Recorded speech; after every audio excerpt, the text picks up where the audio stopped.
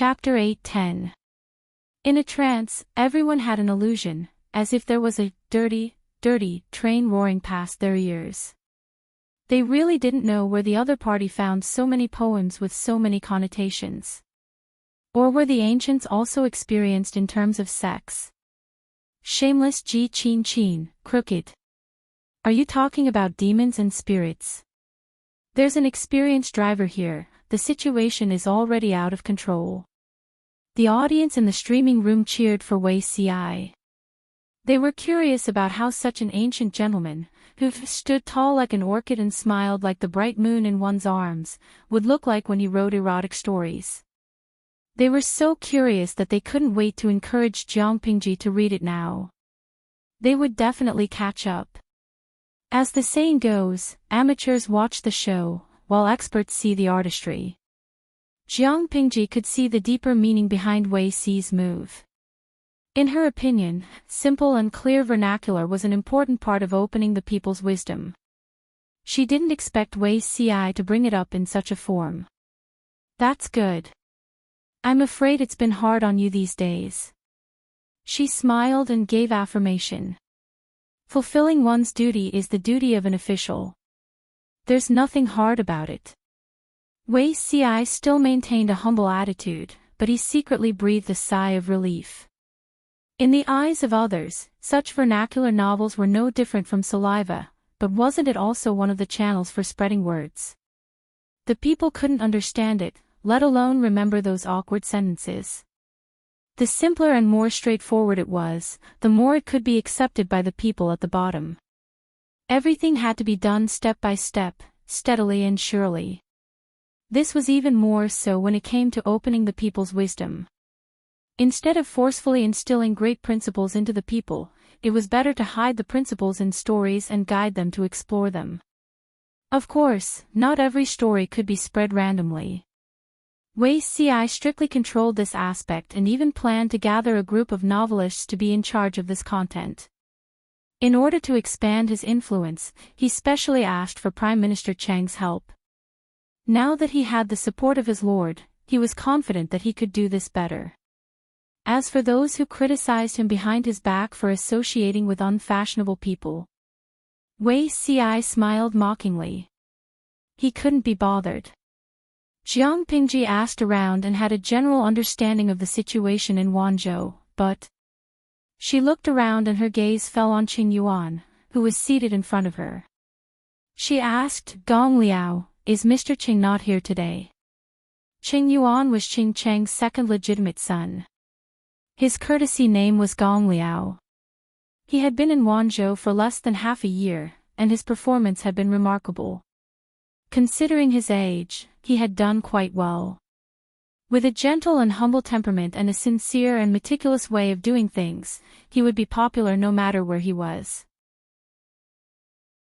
Qing Yuan replied, My father caught a cold last night. He was checked by the doctor this morning, but his condition is very serious. He is still bedridden.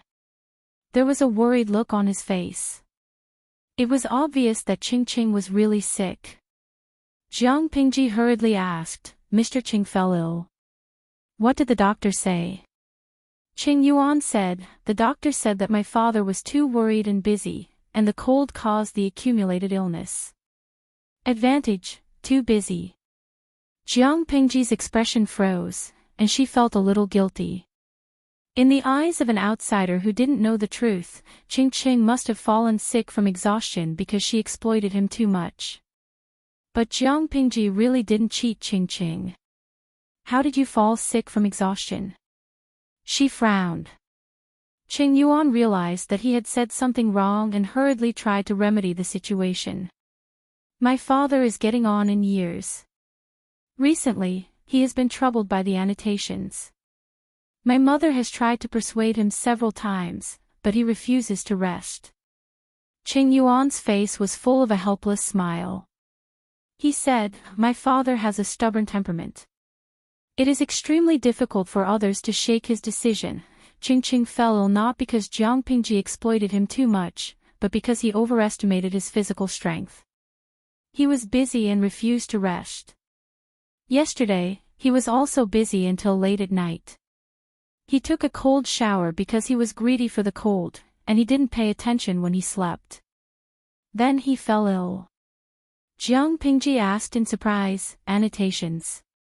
What annotations?" Qing Yuan said, "My father said that the annotations were inspired by Zixiao. The classics and historical collections are too obscure, and there is no unified sentence reading for each article. This causes the teacher to read sentences inconsistently when teaching students, causing them to misunderstand certain articles. My father has been thinking about how to mark simple and clear sentence reading, annotate the controversial articles, and lead the way for future generations." What was sentence reading? In ancient times, the place where the words stopped was called sentence or reading. Nowadays, the articles were all sentences. There were no so-called punctuation marks. The articles were stacked together. For example, if a web novel did not have any punctuation marks or paragraphs, what would that mean? Many sentences were passed from teacher to student. It was inevitable that there would be errors in the process of transmission. Some teachers even cherished their own knowledge and did not even bother to teach the students the correct sentence reading. It was really shocking. Qing Cheng had been worrying about this matter for the past few days. Wei Si's vernacular words gave him some inspiration. Hard-tongued classical Chinese would cause people to have different understandings of the same sentence, and thus lead to wrong interpretations. What about the most straightforward vernacular words? It could not be that there would be people who would chew on the words, take them out of context, and pass on the wrong understanding everywhere, right? If this annotation could be done well, the difficulty of students studying in the future would be greatly reduced, and many unnecessary misunderstandings would be avoided. However, there was no first place in literature, and no second place in martial arts. The same article could be interpreted differently by different people. Qing alone was not qualified to annotate all the books in the world. Even if he worked hard to do it, would others admit it? This was a difficult problem, and it worried Qing. Another difficult problem was sentence reading. He planned to use symbols with a certain meaning to break sentences, but sentence reading could not be decided by one person's opinion. The same sentence with different sentences had completely different meanings. Qing still had a lot of things to worry about. Under so much pressure, would Qing fall ill? Whether it was sentence reading or annotation, any one of them could cause the scholars in the world to criticize him. To put it bluntly, who was Qing? What right did he have to call himself the world's teacher? Yes, if these two things were really done, Qing would definitely leave his name in history. To put it bluntly, all the students who benefited from him would regard him as a half-teacher. Jiang Pingji saw the internal trouble at a glance. She said, "This matter is indeed tricky. I'm afraid it will be difficult for you to do it alone. Why don't you wait for the situation in the north of Dongqing to stabilize before you publish the literature examination and invite the scholars in the world to participate in the grand event?" Qing Yuan sighed. He and Jiang Pingji had the same opinion, but his father was too stubborn and would not turn back until he hit a brick wall. Only when the Lord's power was stronger would Qing Cheng's words carry more weight, and he would encounter less resistance. He planned to persuade Qing after his condition improved. This kind of thing was very likely to cause the world's scholars to criticize him. It was better to be cautious. By the time Jiang Pingji finished her work, the orange sun had gradually sunk into the horizon. Chapter 8:11. It was a celebration feast, but it was more like a welcoming feast. Today's main character wasn't Jiang Pingji, but the three newbies who had just joined the group. After Feng Jin and the others secretly observed them, they were quite satisfied with the other two, except for Fu Wang. Qi Kuang was originally a centurion under Yang Tao's command, but because of his inconvenient legs and ugly appearance, he had never been put in an important position. Because of these experiences, Qi Kuang had a quiet personality and didn't easily talk to people. He looked like a pragmatic person who didn't cause trouble. The forces in Wanzhou today needed people like him who lived a lot and talked little. At least they wouldn't cause trouble and easily get involved with people. Xiao Guang had originally worked under Su Pei's command, but because his presence was weak and his background wasn't good, he hadn't been put in an important position for many years. Compared to Qi Kuang, Xiao Guang was quite talkative and tactful. No matter what others said, he could respond. Plus, he was recommended by Feng Zhen, so everyone had a good impression of Xiao Guang. Even if they didn't trust Xiao Guang, they had to trust Feng Zhen, right? The only one who didn't fit in was Fu Wang. He looked like a lone wolf that had left the group, and there was an indescribable arrogance in his eyes. It wasn't that they didn't want to interact with Fu Wang, it was because he was too cold and full of killing intent. The only thing missing was the words, "Strangers do not approach," written on his face. Among everyone present, the only one who had some friendship with Fu Wang and was naturally kind to him was Meng Hun. "General Fu, it's so boring to drink alone. Let me toast you." "Thank you for your advice back then." Meng Hun sighed in his heart and turned to toast Fu Wang, who was sitting next to him. Fu Wang was 5 or 6 years younger than Meng Hun, but his qualifications and achievements were far higher than Meng Hun's. It was only right for the latter to be modest. "You and I are of the same generation, so there's no need to be modest." Fu Wang glanced sideways and saw the kind smile on Meng Hun's face. The unhappiness in his heart mostly dissipated. He picked up the wine cup on his table, and the two of them downed the wine in one gulp. Meng Hun wanted to sound out Fu Wang. It wasn't that he was gossipy, but he wanted to use this opportunity to help Fu Wang integrate into Wanzhou as soon as possible. He smiled and said, "Since General Fu has said so, I won't be modest. If we can be friends of the same generation, of course, I'd be more than happy."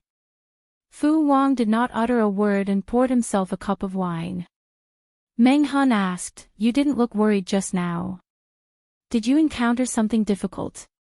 Fu Wang said with slight disappointment, "Since it's a celebratory banquet, there's no singing and dancing to liven things up, and there's no music to warm things up.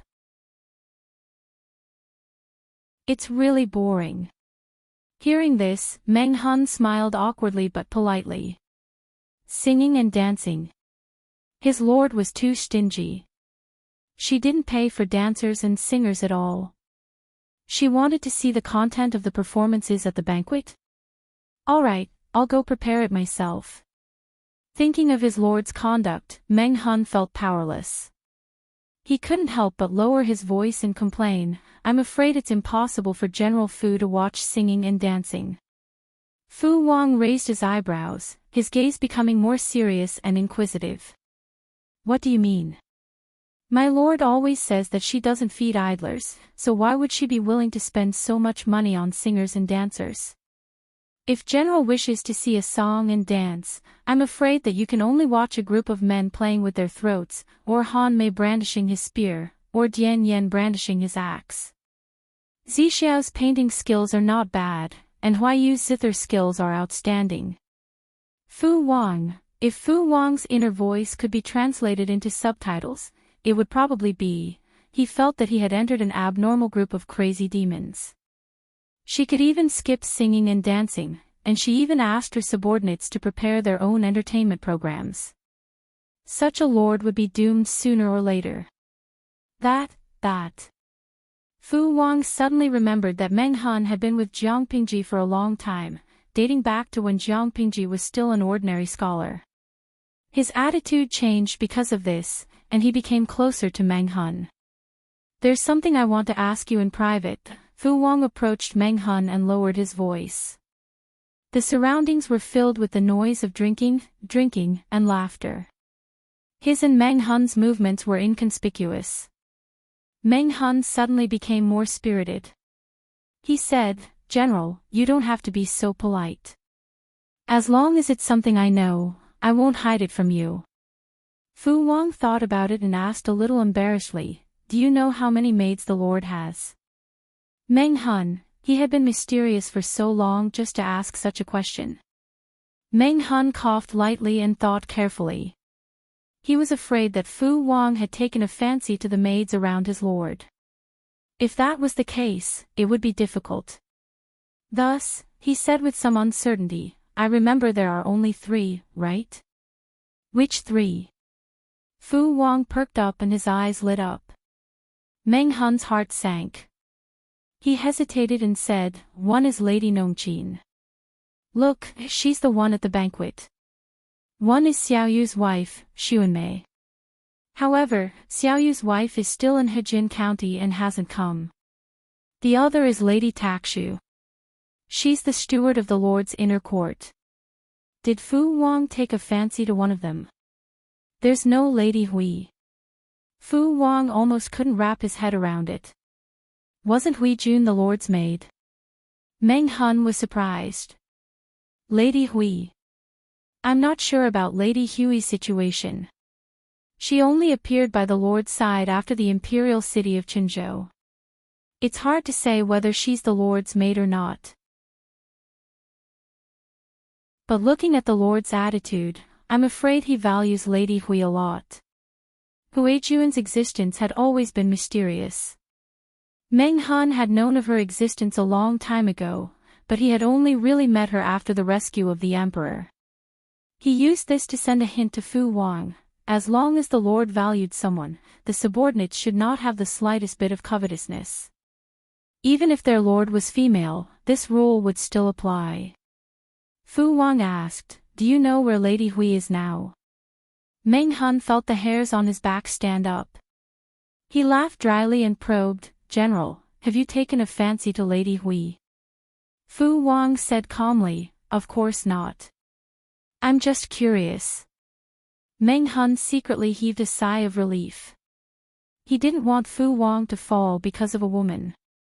No matter how he looked at it, if he had a conflict with the Lord because of Lady Hui, he would be looking for trouble for himself. At the banquet, Wei Xi seemed to be chatting and laughing with Feng Jin, but his attention was on Jiang Pingji. Feng Jin saw that he was absent-minded and followed Wei Xi's line of sight. He suddenly raised his eyebrows and there was some interest in his eyes. Zixiao, why are you looking at the Lord like that? Feng Jin's sudden question scared Wei Xi so much that his fingers paused. The wooden chopsticks in his hand hit the edge of the bowl, making a crisp sound. Why you scared me. Wei Xi put down the wooden chopsticks with a normal expression and said, I'm just curious. Curious about what? Feng Jin was puzzled. The Lord has been staring at General Fu since just now. Her gaze is a little unfriendly. I don't know what General Fu and Captain Meng said to make the Lord so unhappy. Wei Xi said gently, these two are also slow. They didn't even notice that the Lord has already noticed them. Feng Jin's gaze fell on Jiang Pingji and then followed her line of sight to Fu Wang and Meng Hun. The main hall of the banquet was not small. No matter how much Feng Jin concentrated, he couldn't hear the conversation between Meng Hun and the others. How do you know that the Lord heard what they said? Maybe she felt that the two of them were putting their arms around each other's shoulders, so she used her gaze to warn them. Wei Xi smiled and said, the Lord has excellent hearing. They thought that they were speaking softly, but the Lord definitely heard them.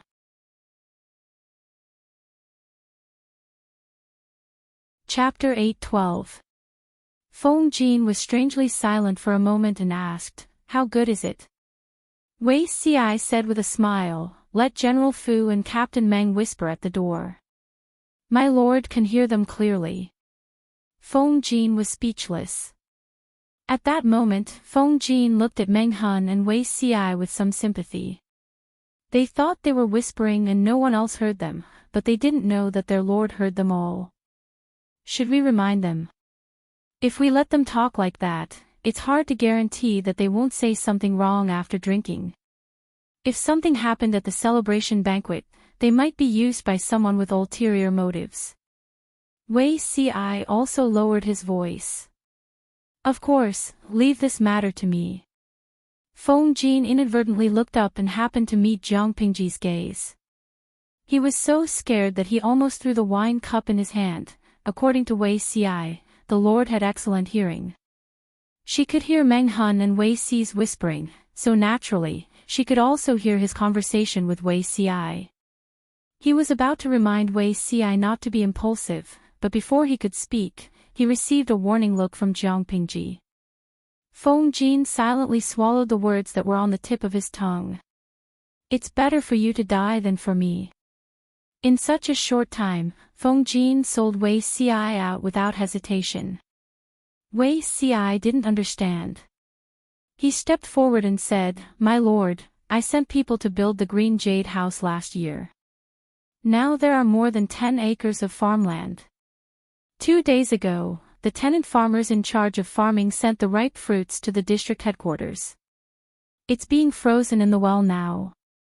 Why don't we take it and have a taste?" Jiang Pingji thought for a while before she remembered what Wei Xi was referring to. The Green Jade House was commonly known as watermelon. Last year, she planted a small half-acre of watermelon in the district headquarters garden.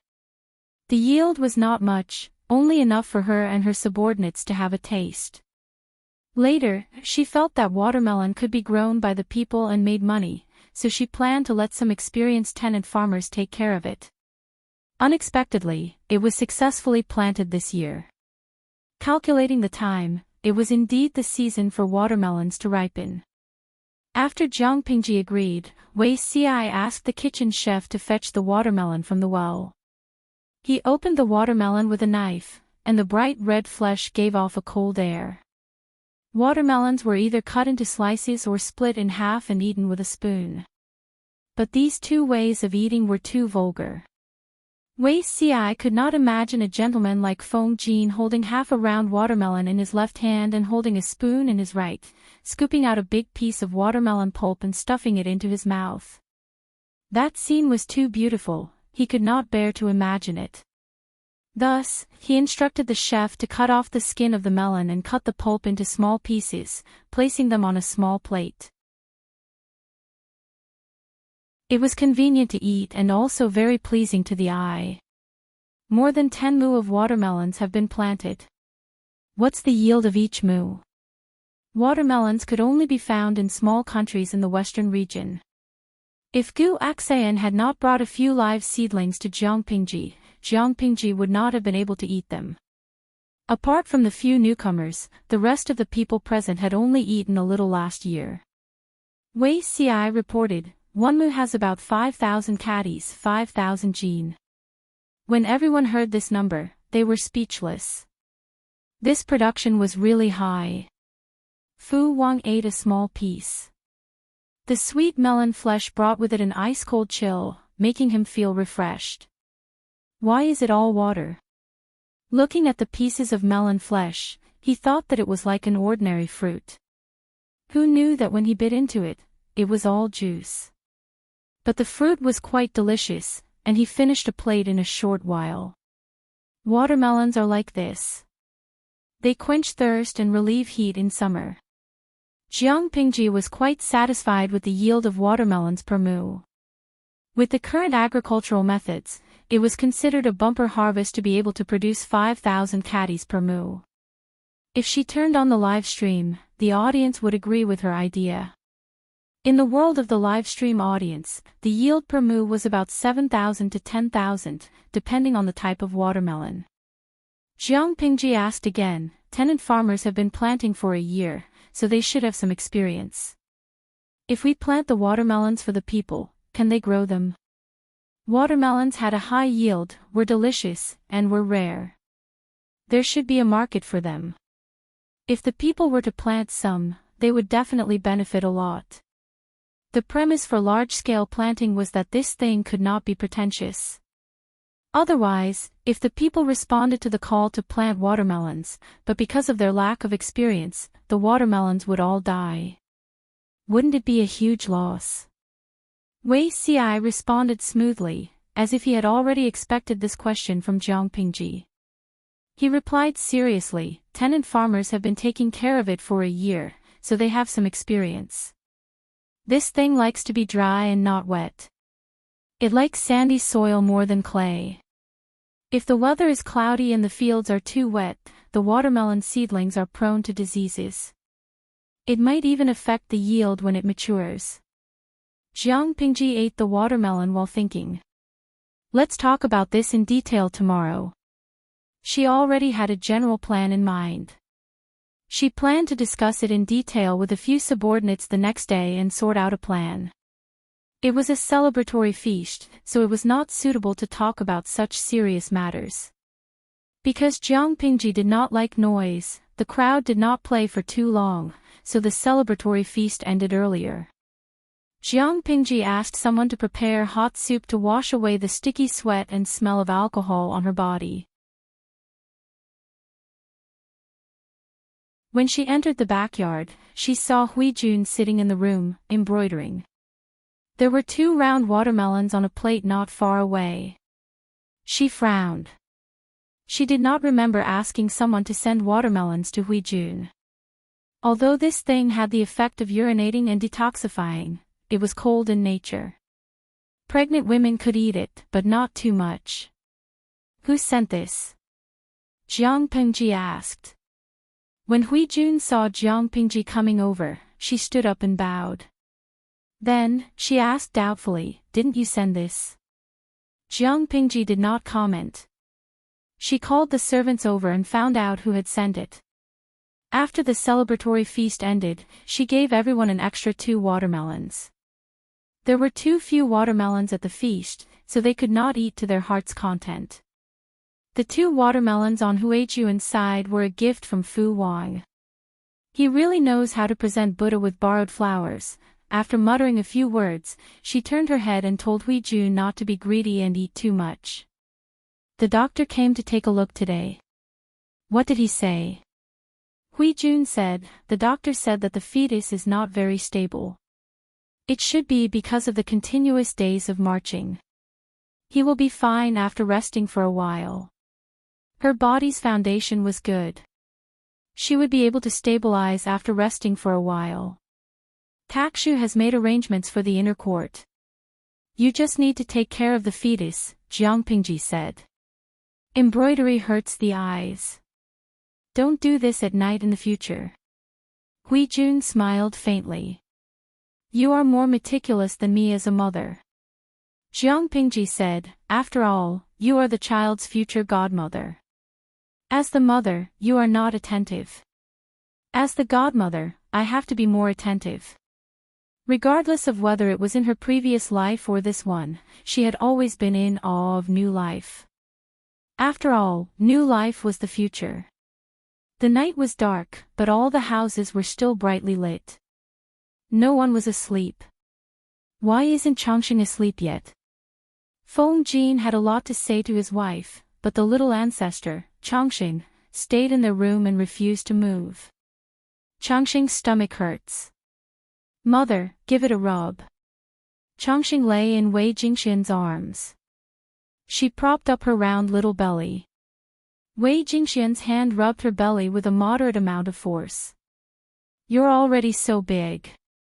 Can't you restrain yourself from eating less? Feng Jin sighed. His daughter was young, but her weight was not small. From afar, she looked like a bull. Although a chubby child was cute, he always felt that Changxing was too fat. Chapter 8:13. No matter how likable his daughter was, she was still a naughty child. Feng Jin simply threw the child to the wet nurse and let Changxing go back to her room to sleep. Changxing's diet has to be more restricted. If she gets any fatter, she won't be able to watch. Feng Jin felt that he should be more ruthless. Which woman of the Feng clan didn't go through such a life? If he couldn't indulge her, he would be harming her. After a period of time, I will write another letter to Big Brother and ask him to help me find a female teacher with a better temperament. Changxing is still young, but enlightenment should be put on the agenda. In the end, he still doted on his daughter. Feng Jin felt that the teacher's temper was far more important than his talent. A teacher for a day, a father for a lifetime. The teacher was a teacher. As a student, Chongqing could not disobey him. However, Chongqing had been spoiled by the couple since she was young. She had a bad temper. If she was punished by the teacher for being mischievous, their hearts would ache. Choose someone with a good temper, or at least a higher tolerance level. At the mention of enlightenment and rules, Wei Jingxian's face changed. She hesitated and said, "But Chongqing is still young." Feng Jin's heart wavered. In the end, he gritted his teeth and said, "Just because she's young doesn't mean she's immature. You and I can't indulge her." In the era where 13 or 14 years old could start a family and start a career, Chongqing was already 2 years old. Indeed, she was not considered young. If it was in the Feng family, when a child could speak fluently, he would be initiated to read and learn the rules. How could he be as leisurely as Chongqing? Look at her daily eating frequency. If she didn't gain so much weight, it would be a waste of the fat on her body. Moreover, the earlier Chongqing becomes sensible, the more leisurely you will be. He was a man with a wife and a daughter. Why was he living like Su Ku, alone in an empty room every night? No matter how unwilling Wei Jingxian was, she could not object. Feng Jin doted on his daughter. How could he harm Chongqing? Parents love their children and have far-reaching plans. But Feng Jin had to ask Chongqing if she was willing or not. "Nanny," Chongqing was wronged as she was carried back to her courtyard by the wet nurse. She took off her clothes and laid on the couch. The wet nurse helped her cover the brocade quilt. "What's wrong, madam?" The wet nurse was a gentle and dignified woman. Although she was called a wet nurse, in fact, Chongqing grew up drinking Wei Jingxian's breast milk. This wet nurse was only responsible for taking care of Chongqing's daily life. "Does your stomach still feel uncomfortable?" Her parents indulged her, so Chongqing could eat whatever she wanted every day. She had more than 5 or 6 meals a day, and snacks before bed were a must. "Father." Chongqing pouted, feeling wronged. "You don't want Chongqing anymore?" The wet nurse was startled. With a panicked expression on her face, she hurriedly said, "Eldest lady, you can't say such things carelessly." Laoi loved Nyangzi the most. He held her in his hands, afraid that she would fall. He held her in his mouth, afraid that she would melt. He truly placed her at the top of his heart. "Auntie, you can't say these words again." Although a child's words carried no harm, a child's unintentional words could cause the listener to take it to heart and alienate the father-daughter relationship. Chongqing blinked her eyes and mumbled a response. Then, she turned around and did whatever was most comfortable. "Nanny." Chongqing closed her eyes and pretended to doze, but she still could not fall asleep. "I miss Wei Susu." The wet nurse said with a troubled expression, "If it's already tonight, I'm afraid Mr. Wei has already fallen asleep." The Wei Susu that Chongqing mentioned was none other than Wei Xi, who was a street away from Feng Jin. Ignoring the wet nurse's words, Chongqing clumsily climbed up from the bed, hugged her clothes, and wanted to go out. "Look for Wei Susu." The wet nurse was speechless. Although Chongqing was young, she had an unusually bad temper. It was not that she had a bad temper, but she was rather stubborn. She would do whatever she wanted to do on a whim, and she would throw a tantrum if anyone tried to stop her. Feng Jin and his wife pampered their only daughter, and the servants complained incessantly. The wet nurse could only find someone to ask for advice from Feng Jin and his wife. Once the eldest lady's stubborn temper flared up, no one could suppress it. Feng Jin, who was enjoying the world of the two of them tenderly and sweetly with his wife. "What a fraud, my daughter. Let her look for her, and send someone to watch over her. Please, Zixiao, take Chongqing in for one night, and bring her back tomorrow." Feng Jin could not get angry even if he wanted to, but he could not let his daughter run out of the residence alone, so he could only send someone to escort her. He had a good personal relationship with Wei Xi, and would occasionally send Wei Si an invitation to be a guest at his house. Perhaps it was fate, but Chongqing was exceptionally fond of this beautiful uncle. Later, Feng Jin understood that his daughter was greedy for beauty, and had taken a fancy to Wei Si's face. At such a young age, she was so obsessed with looks. Wei Jingxian held back her laughter and said, "It's so late, will Chongqing disturb him if she goes over?" Feng Jin secretly rolled his eyes. Wei Si was a loner, single, and did not have a nightlife. What was there to disturb about? To be able to send the little ancestor out, he felt that his ears were at peace. Thus, Wei Si was rewarded with a bun that knocked on the door in the middle of the night. Chongqing. Wei Si had not gone to sleep yet, and was still working late at night. He vaguely heard a knock on the door, and the doorkeeper told him that there was a visitor. He did not expect that the other party was actually Chongqing. According to the wet nurse who served Chongqing, this girl ran out on her own. "Girl, did you quarrel with your father again?" Wei Si smiled as he picked up the heavy Chongqing, and said to the women who served Chongqing, "Go back and tell Huaiyu that Chongqing will stay here tonight. Ask him to send someone over to pick her up tomorrow." There were no other women in Wei Si's residence, except for the kitchen maids and the servants who washed the clothes. Occasionally, Chongqing came to stay at his place, and he would chase away all the female servants who served Chongqing. It would be bad for his reputation if these women stayed in his residence. Chongqing pursed her lips and wrapped her arms around Wei Si's neck. She said with a serious face, "Father wants a younger brother, not Chongqing." Wei Si held back his laughter. It turned out that she felt abandoned and felt insecure. He comforted her, "How can that be? 10 younger brothers can't compare to Chongqing's cuteness." Chongqing was still a little angry. Although she was young, she was quite sensitive to the emotions of others. For example, she instinctively knew that Jiang Pingji belonged to the kind of thighs that she had to cling onto tightly. If her father was fierce to her, it would be right to cling onto Jiang Pingji's thighs. Another example was that she had a natural closeness to Wei Si. Because she felt that Wei Si liked her very much.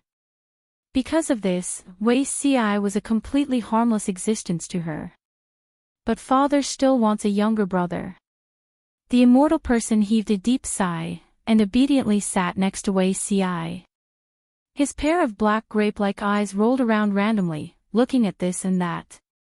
Although she was sitting, her heart had long since flown to an unknown place, and her little butt was wriggling restlessly. Wei Si put down his brush.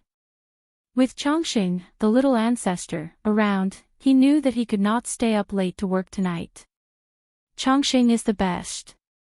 Chongqing felt greatly comforted. She rubbed against him coquettishly. Wei Susu is the best.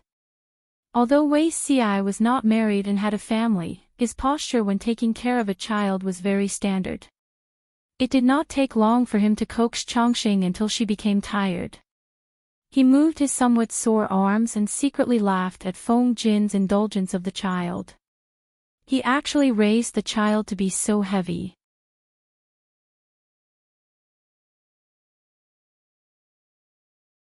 Chapter 8:14. Wei Si frowned slightly unhappily. It's so late. Who could it be?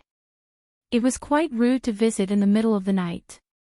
Chongqing was a child and could not be taken seriously, but it might not be the case for an adult. The gatekeeper lowered his head. This person was honest and dutiful. He did not dare to say a word easily. Moreover, he really could not describe it. The person did not announce his origin at all. He only said that he was a friend of his master. Forget it. I'll go and take a look. Wei Si sighed and carried Chongqing to the reception hall. When the familiar back came into view, he was so shocked that he almost threw Chongqing out. Of course, even if he wanted to, he could not. Chongqing was too heavy. The owner of the beautiful figure put down her wide cloak hood, revealing a calm and cold face. She raised her eyebrows and looked at the child in Wei Si's arms. "Greetings, my lord. You have a child." Jiang Pingji's gaze fell on Changxing's face. The child's cheeks were chubby and there were 2 blushes on her cheeks. She looked especially cute. Wei Si smiled bitterly. "Why do you make fun of me, my lord? This is Changxing from Huayu's family. You haven't seen her for half a year. I'm afraid you've forgotten. Children grew up with the wind. Not to mention half a year, they might not recognize each other in half a month. She's gained some weight. I almost didn't recognize her. It's too heavy for you to carry. Leave her with me." Jiang Pingji glanced at Wei Si's body. She always felt that Changxing could crush him to death. Wei Si lowered his head in silence, but he still handed Changxing to her. "Why is Huayu's child here?" Jiang Pingji asked out of boredom. Huayu probably wanted to have another child, but Changxing, who was sharp by nature, discovered his intentions. Changxing probably felt that Huayu was going to abandon her.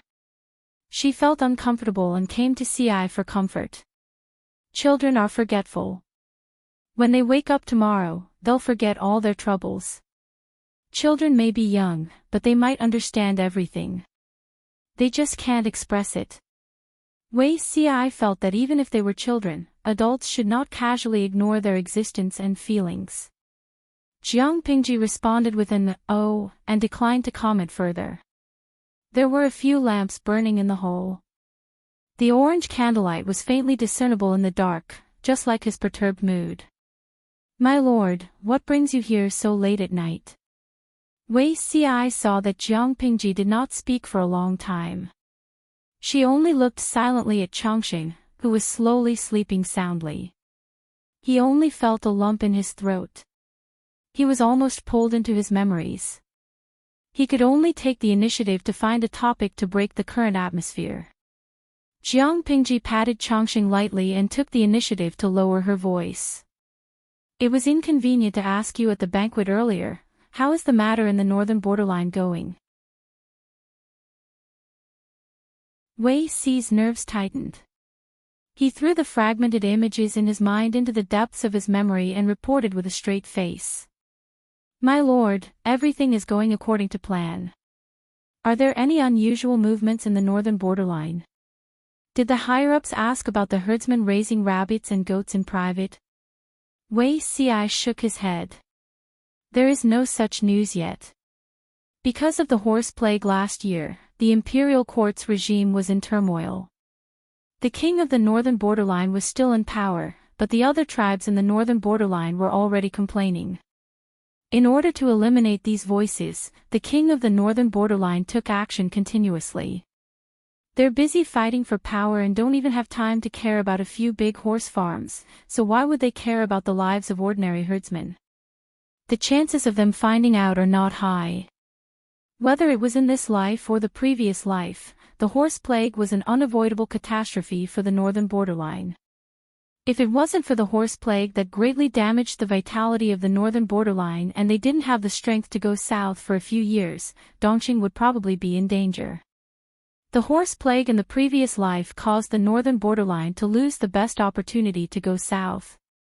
When they recovered their vitality, the central plains was already occupied by a ferocious wolf. At that time, the northern borderline still wanted to take advantage of the chaos in the central plains and reap the benefits. They never expected that Jiang Pingji, who had been fighting to the death with the various feudal vassals, would suddenly stop.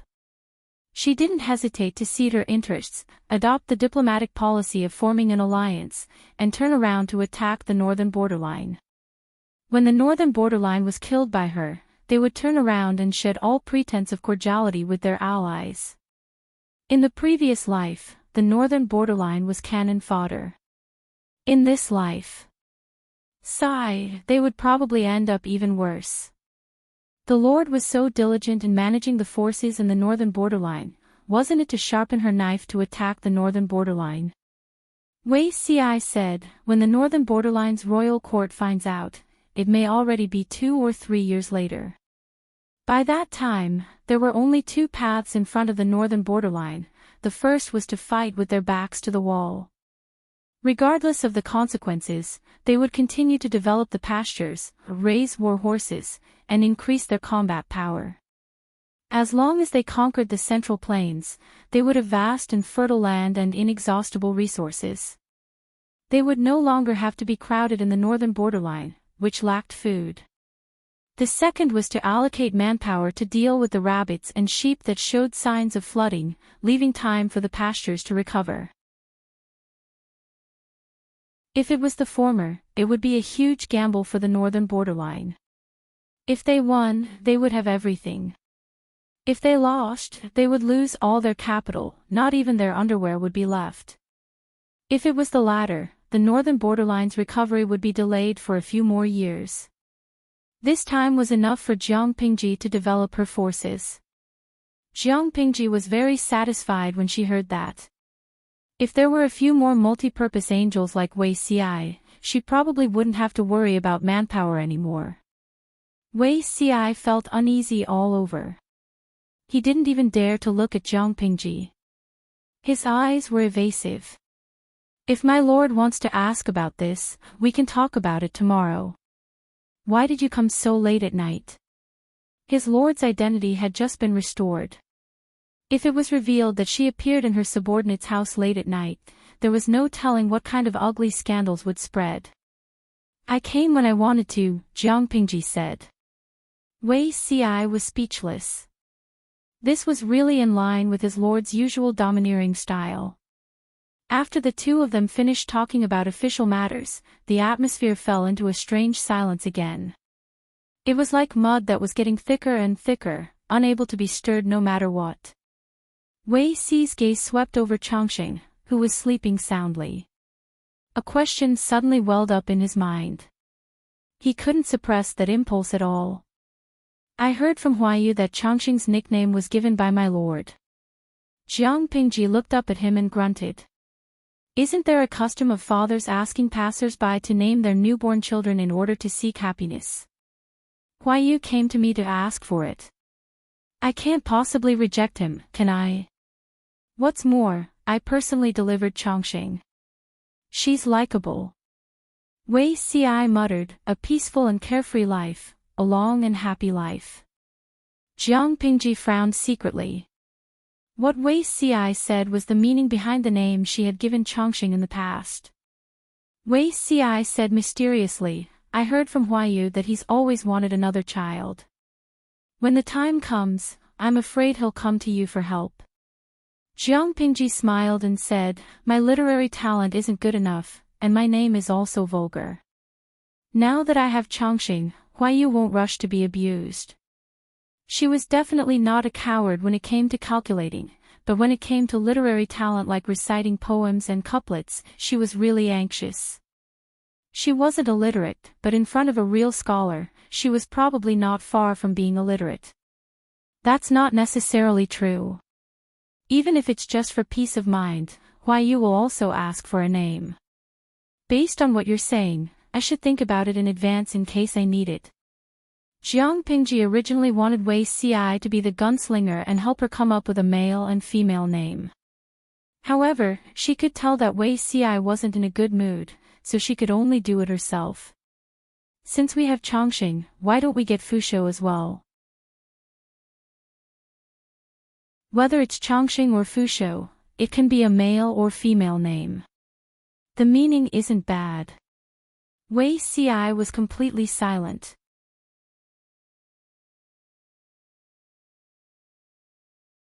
Chapter 8:15. What was he upset about? Was it because of the two children's names? Jiang Pingji's heart skipped a beat. She vaguely guessed something. What special meaning do these two names have to you?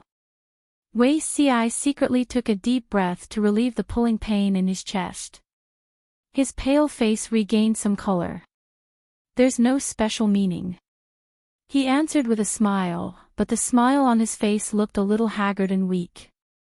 Jiang Pingji did not ask further. She changed the topic and said, does Changxing often stay at your house? Who and where is she? Wei Ci stood up and led the way. He was the only master in the manor. The other servants had their own residences, so most of the rooms in the manor were empty. Because Chongqing often came over to disturb him, Wei Ci simply prepared a room for her. The interior decoration was very elegant. Jiang Pingji said with a smile, "This girl sleeps soundly, but her sleeping posture is really terrible." The children of rich and powerful families had to be disciplined in their every word and action. Even their sleeping posture had to be corrected. If Chongqing's sleeping posture was in another family, she would be singled out and criticized. Even the servants who served her would be punished. Although the weather is getting warmer, it's not good to keep kicking the blanket. Wei Ci saw that Chongqing's cheeks were red from sleep. She shook her feet and kicked the blanket to the bottom of the bed. He could not help but laugh. He raised his hand and covered her with the thin blanket. Jiang Pingji looked at Wei Ci for a long time without saying a word. Her stare made him uncomfortable. He wanted to hide but could not. In the end, he could only ask Jiang Pingji with a bitter smile, "Why are you looking at me like that, my lord? Is there something on my face?" Jiang Pingji then shifted her gaze away. Wei Ci heaved a long sigh of relief. But what she asked next scared him so much that his limbs became stiff. He broke out in a cold sweat and almost forgot to breathe. "Zixiao, you're almost 24 this year, right? Why is there still no movement at home?" In the era of the live stream audience, 24 years old was the age when one had just graduated from university and was in high spirits. There was no hurry to get married. In Jiang Pingji's era, 24 years old was considered a minor in the eyes of the law. It was not the legal age for marriage. In this era, a normal 24-year-old man who was slightly dissolute could have children who could form a baseball team. Look at Wei Ci. Not only was he not married, he did not even have a concubine or a concubine. His usual nightlife was spent with official duties. When he was free, he would either visit his relatives and friends or kill time with books. He had never set foot in the world of mortals. He was clearly an ordinary person in the secular world, but he lived like an ascetic monk. How can a real man start a family without making any contributions? Wei Ci threw out an all-purpose excuse. Moreover, marriage requires the consent of the parents and the words of the matchmaker. Now that my father's clan is in Zhongzhou, I'm afraid they won't be able to attend to Ci. I'm not in a hurry right now. I'll delay it for a few more years. There's no hurry. Jiang Pingji smiled. Haven't made any contributions. How could that be? Zixiao is too humble about this. In terms of contributions, there are very few people who can compare to you. Jiang Pingji's words were not flattery. They came from the bottom of her heart. Wei Ci kept a low profile and his presence was weak, but how could his contributions be considered small? Not to mention anything else, just the fact that he had stationed his troops in the fields was enough to earn him a place in the history books. Throughout the ages, how many people had fought their whole lives for the sake of leaving their names in history? In the end, who had succeeded? Wei Ci said that he had not made any contributions. In Jiang Pingji's opinion, he was being overly humble. As for the words of the matchmaker and the orders of the parents, special methods are used during special times. Your relatives and clan are all in Zhongzhou, which is thousands of miles away. In this lifetime, you don't know if you will have the chance to meet them again. If you never see them, do you really intend to be alone for the rest of your life? At that moment, Wei Ci raised his head. His expression was frighteningly calm. His eyes carried a depth that was difficult for others to pry into. Jiang Pingji suggested with a smile, "Why don't we do it this way? I'll be the matchmaker for you." After she finished speaking, she noticed that Wei Ci's gaze and expression had become unusually complicated. It was as if there was a battle going on in his heart. It was difficult to determine the victor. Wei Xi's thoughts were dragged into a swamp by his memories. Fragments of the past flashed before his eyes. Take the child back. You know what to do. Your subject knows that Tingqimi suffered a hemorrhage during childbirth yesterday. She risked her life to give birth to a child. Your Majesty, do you want to give the child a nickname? Call him Fushou. From now on, he will follow your surname. You have full authority to decide everything. You don't have to ask me. The world had just stabilized. All the officials were worried about the heir. The emperor wanted to appoint the eldest daughter as the heir, but he was obstructed by the imperial censor. At that moment, the emperor was pregnant for the second time. Everyone focused their attention on this child. They were eager to give birth to a crown prince. Unfortunately, the situation was turbulent and natural disasters were endless. The Red Lotus rebels were perverse. They even spread their teachings to the inner residences of the court officials. After careful planning, they prepared for an assassination. In the chaos, the emperor gave birth with great difficulty. It was a male child that everyone had hoped for. He should have been conferred the title of crown prince as soon as he was born. Unfortunately, the child was unlucky. He died the moment he was born.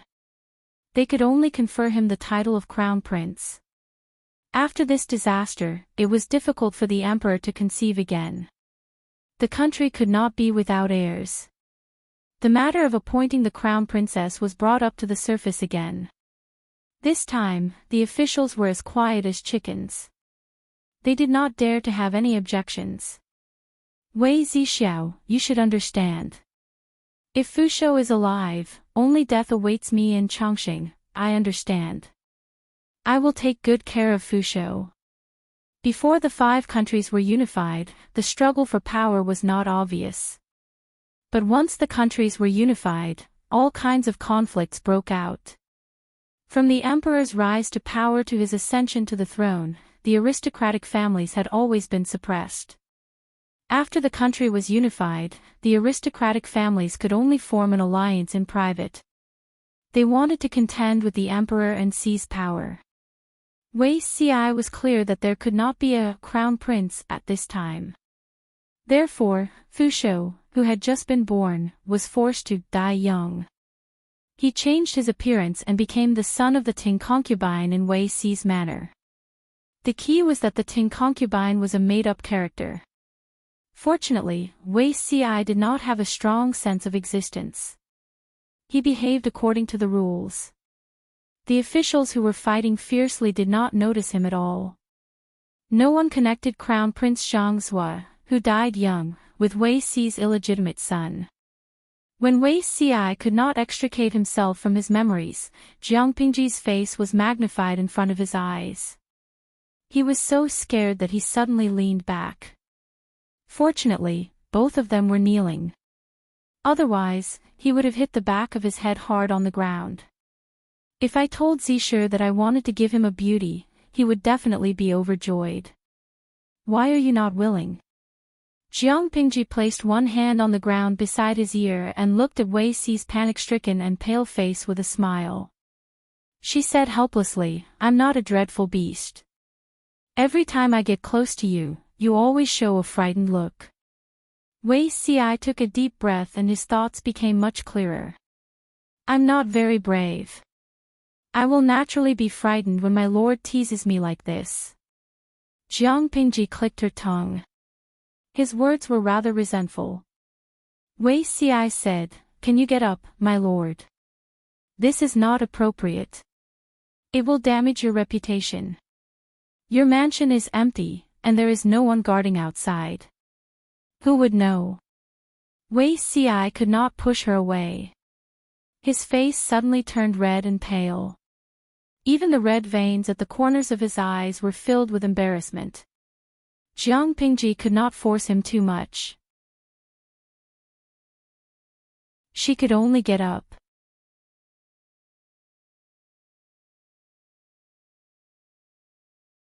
Chapter 8:16. Wei Ci looked down and turned his head, trying not to look at Jiang Pingji. Of course, the name was not important, but the person. But how would she know what was bothering him?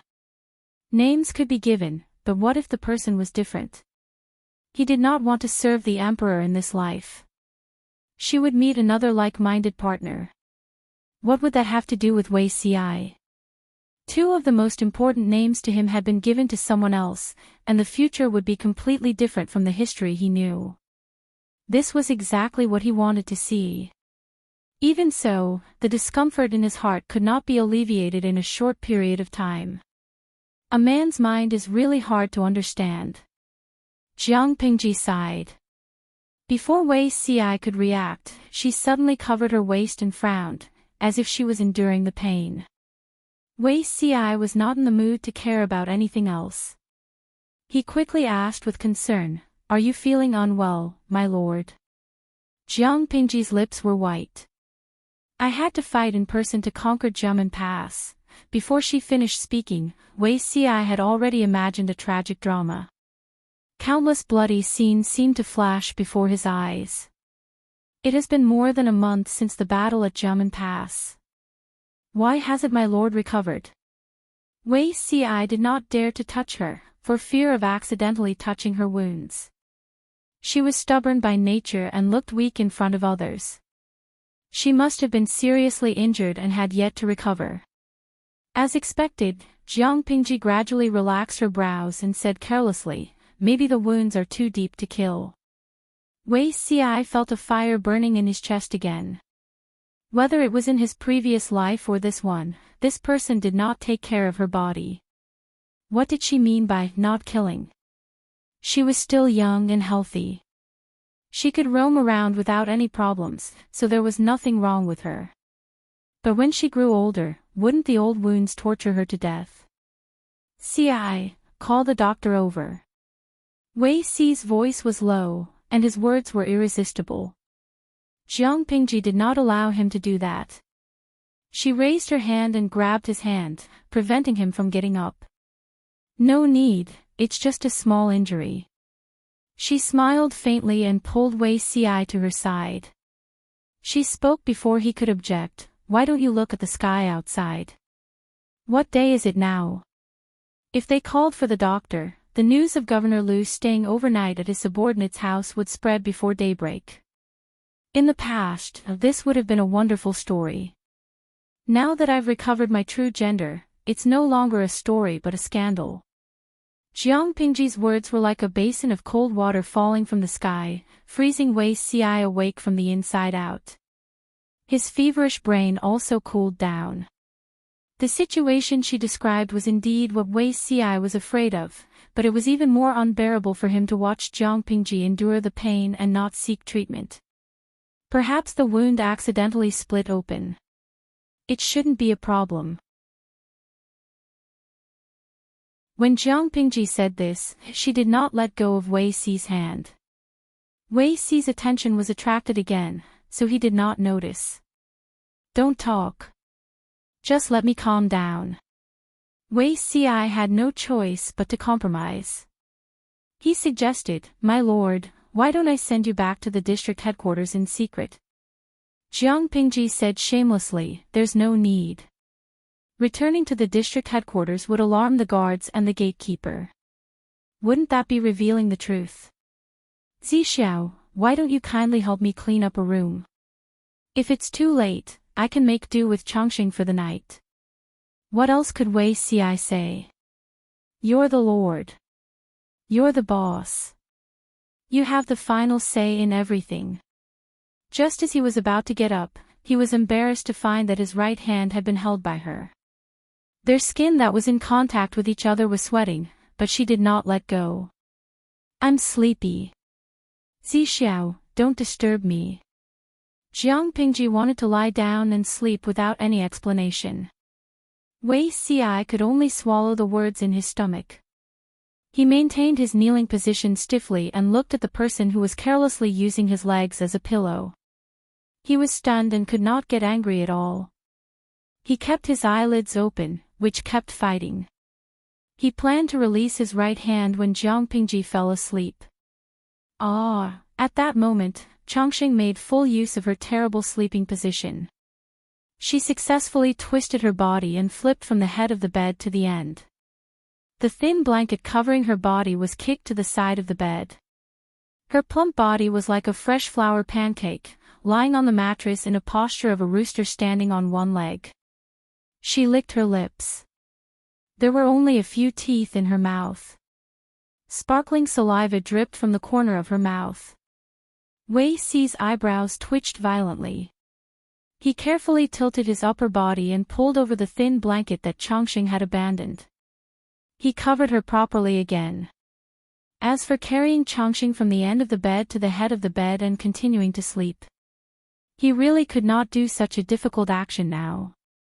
Looking at Changxing's sleeping face, then looking at the person on his lap who was obviously acting like a hooligan, Wei Si only felt that his head was hurting. Why did he feel that he could no longer hide his identity? Why did he feel that Jiang Pingji did it on purpose? This was probably his hallucination, wasn't it? Wei Si sighed. He could only use his hand to support himself on the high cushion and find a slightly more comfortable position to lean against. The surroundings were too quiet. He thought about many things in his mind. None of them were related to work. He felt that he had fallen. Perhaps he was too sleepy.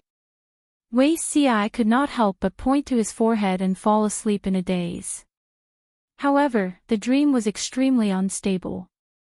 Various scenes appeared one after another. Those uncles only want my younger brother and don't want Changxing. Grand tutor, I am a burden to mother, am I not? The girl's words caused Wei Si's heart to ache. The scene changed again. In the blink of an eye, the crying girl became a slender and elegant grand nun.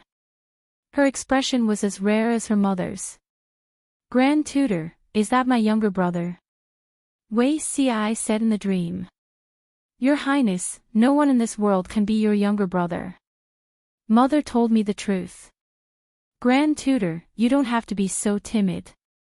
I will take good care of Grand tutor and my younger brother, although they were not official, they were blood relatives after all. In the 18th year of Yongqin's reign in the Jiang dynasty, Emperor Qin was seriously ill. Everyone in the court was in a state of panic.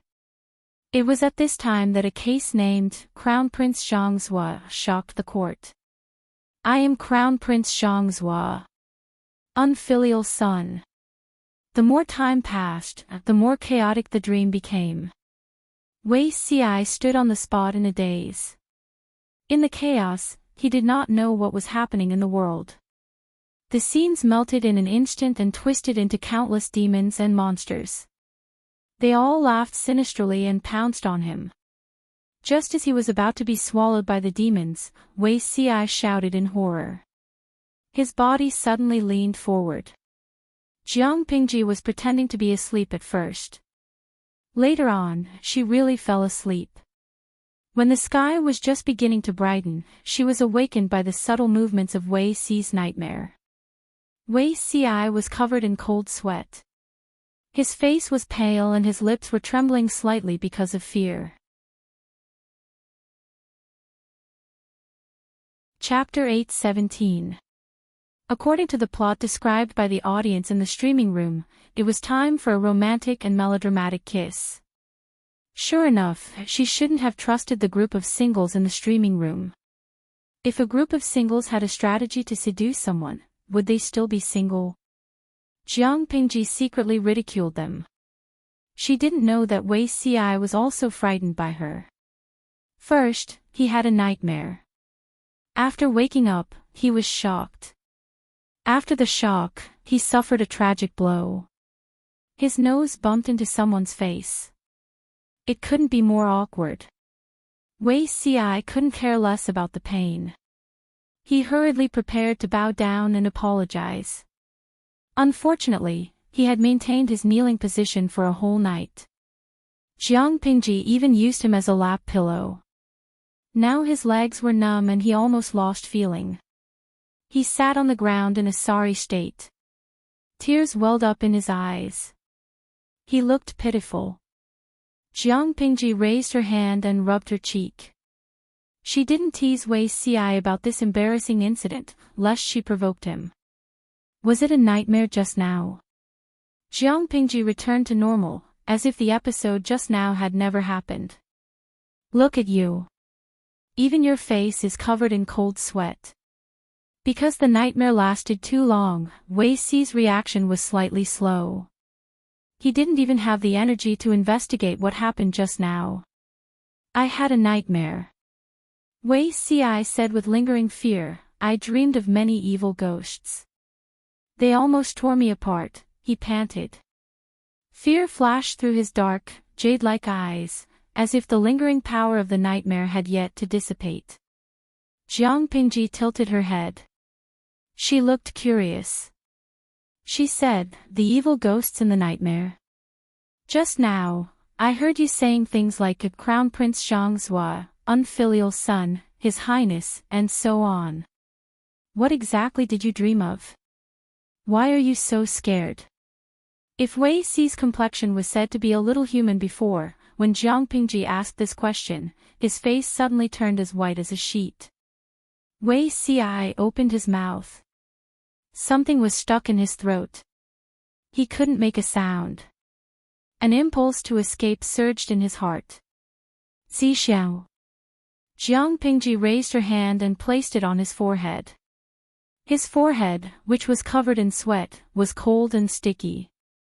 It gave people an extremely uncomfortable feeling. She touched ice, but to Wei Xi, it was scorching hot. It was like a cluster of flames quietly emitting warmth and dispelling the cold. My lord. Wei Xi was hesitant. Under the other party's concerned gaze, he awkwardly looked away. I'm fine. Jiang Pingji frowned slightly. How did Wei Xi's behavior look like he was fine? Who was the Crown Prince Zhangzhua that Wei Xi dreamt of? His Highness Chongqing was definitely not the little fat boy who was sleeping soundly beside him. That person had a very important meaning to Wei Xi.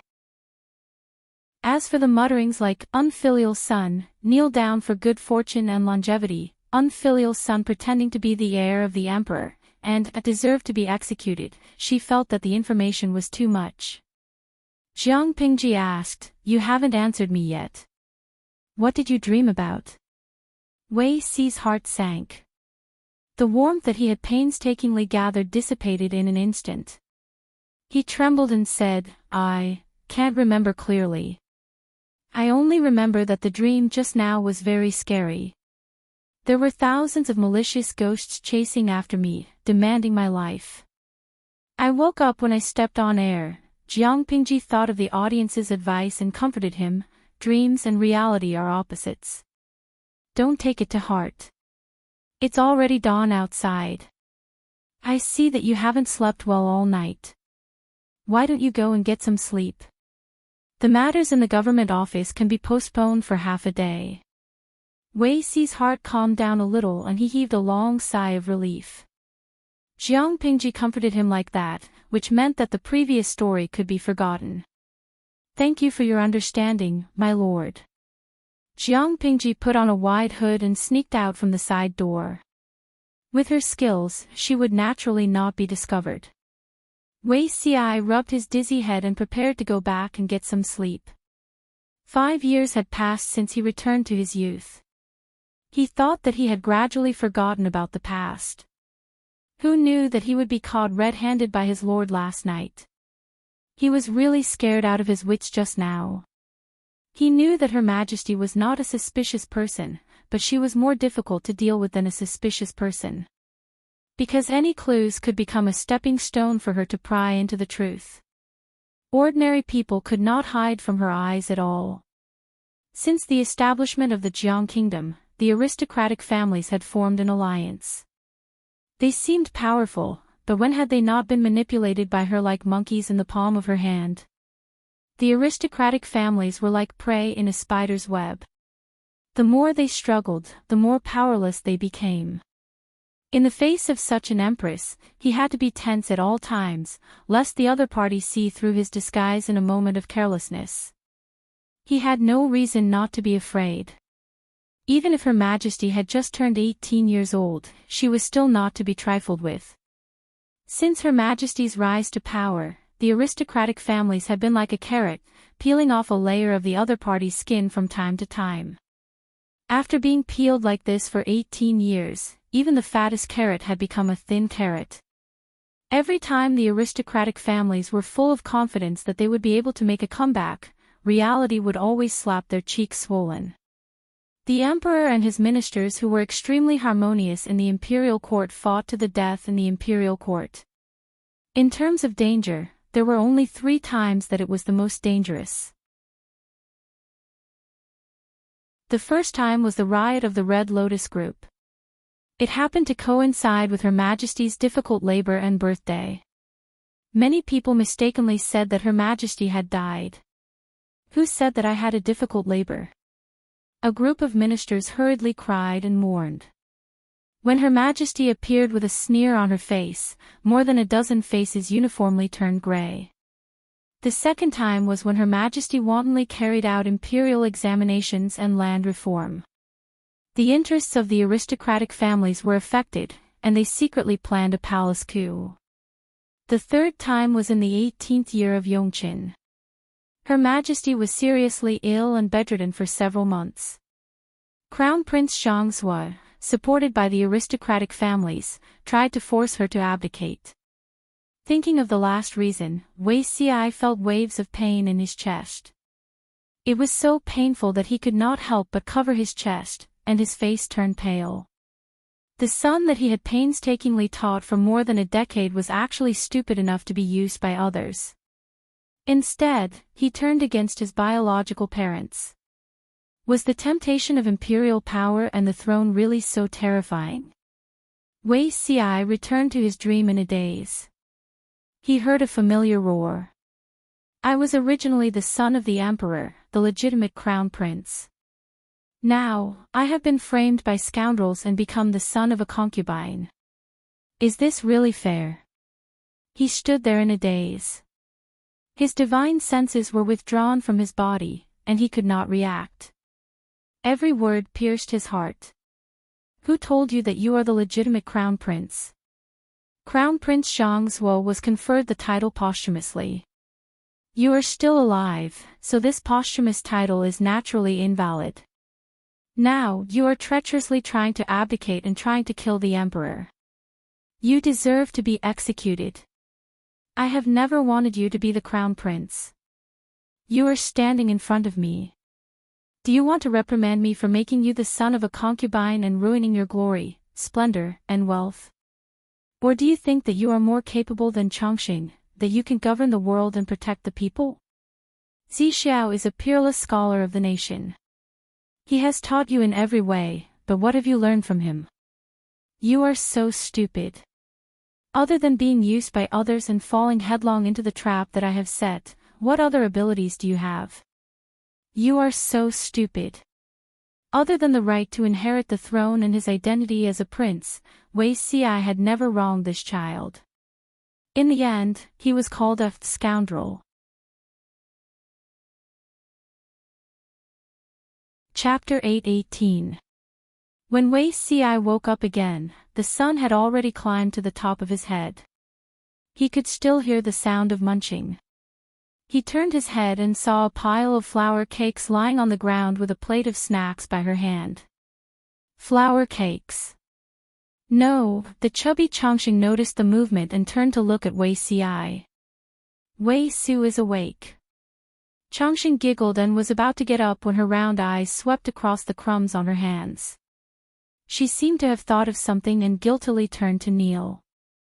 Quietly, she covered the plate of snacks with her buttocks, thinking that Wei Xi would not be able to see it. Wei Xi was speechless. Feng Huayu, if you don't restrain your daughter, she will really go crazy. Chongqing, come here. Wei Xi's voice was very hoarse as he waved at Chongqing. Chongqing got up shyly and pushed the plate of snacks aside with her chubby toes, trying to destroy the evidence. Wei Susu. Wei Ci pinched Changxing's small hair bun and smiled weakly. Don't eat secretly, lest your father resents me for starving you. Changxing lowered her head. She was young, but she also knew that she was guilty. She originally wanted to bring it over to share with her friend Wei Susu, but she could not bear the hunger, so she secretly held it and ate it. Unknowingly, there were only scraps left. Coincidentally, Wei Ci woke up at this time and was frightened. Is Wei Susu sick? She slept for a long time. In Wei Ci's mansion, no one else could be considered as the master except for him. Changxing naturally came and went as she pleased, and the servants did not dare to restrain her. She's not sick, she just doesn't want to get up. Changxing nodded and made an "oh" sound. She quietly covered her mouth and said, Changxing doesn't like to get up either, the nanny is bad. Every time she wanted to stay in bed, the nanny would always carry her out of bed. Every time this happened, Changxing would be extremely resentful. Why couldn't she be fatter and heavier so that the nanny could not carry her? Wei Ci laughed involuntarily.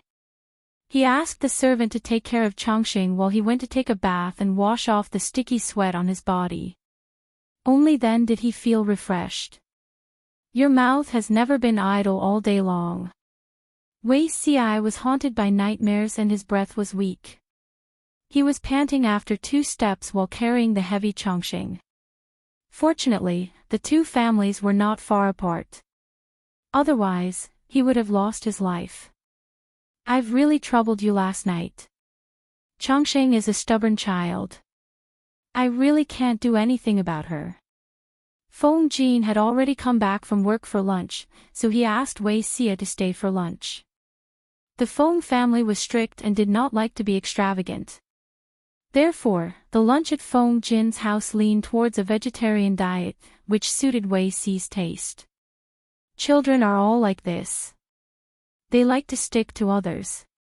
This is their nature. After lunch, Wei Ci regained some energy.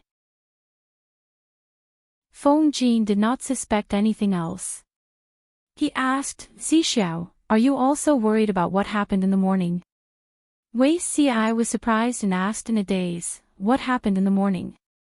Everyone's office was not in the same place, and they could not meet each other every day, so Feng Jin did not think that Wei Ci did not go to the government office at all today. About the Wanzhou government. Feng Jin's brows were tightly furrowed. He was rather vexed. The prefecture. Couldn't they just use the original state capital? My lord is not a person who likes to be extravagant, and she will not waste money and manpower just for her own enjoyment. Wei Ci said without thinking, could it be that Huayu has been frowning because of this matter? Feng Jin said, the previous state capital has been burned down by the remnants of the Tsingyi army. If we choose that place as the state capital, it will take at least a year for it to take shape. As for Xiaoyu's side, it will cost nearly 1,000,000 taels, not to mention other labor costs. Because of the war in the north, the people of the original state capital had long dispersed. If they rebuilt the state capital there, not only would they have to spend a lot of money, but they would also have to spend a lot of effort to recruit labor. It would be a waste of time and effort. It was not worth it. Moreover, the state capital was similar to the central brain of the entire power, so they could not be careless. Wei Ci furrowed his brows. After thinking deeply for a while, he made a decision. What did my lord say? Feng Jin said, my lord's intention is clear. It will not delay official business and waste money and manpower. As for where to choose, she has no opinion. Wei Ci asked again, what about the others? Feng Jin paused, then said rather awkwardly, the others' opinion. They want to set the state capital in Shangjing. Shangjing. This was the same as Wei Ci's choice. However, looking at Feng Jin's expression, one could tell that he was struggling in his heart. It was not appropriate to set the state capital in Shangjing. Huayu doesn't seem to agree. Wei Ci used a declarative tone.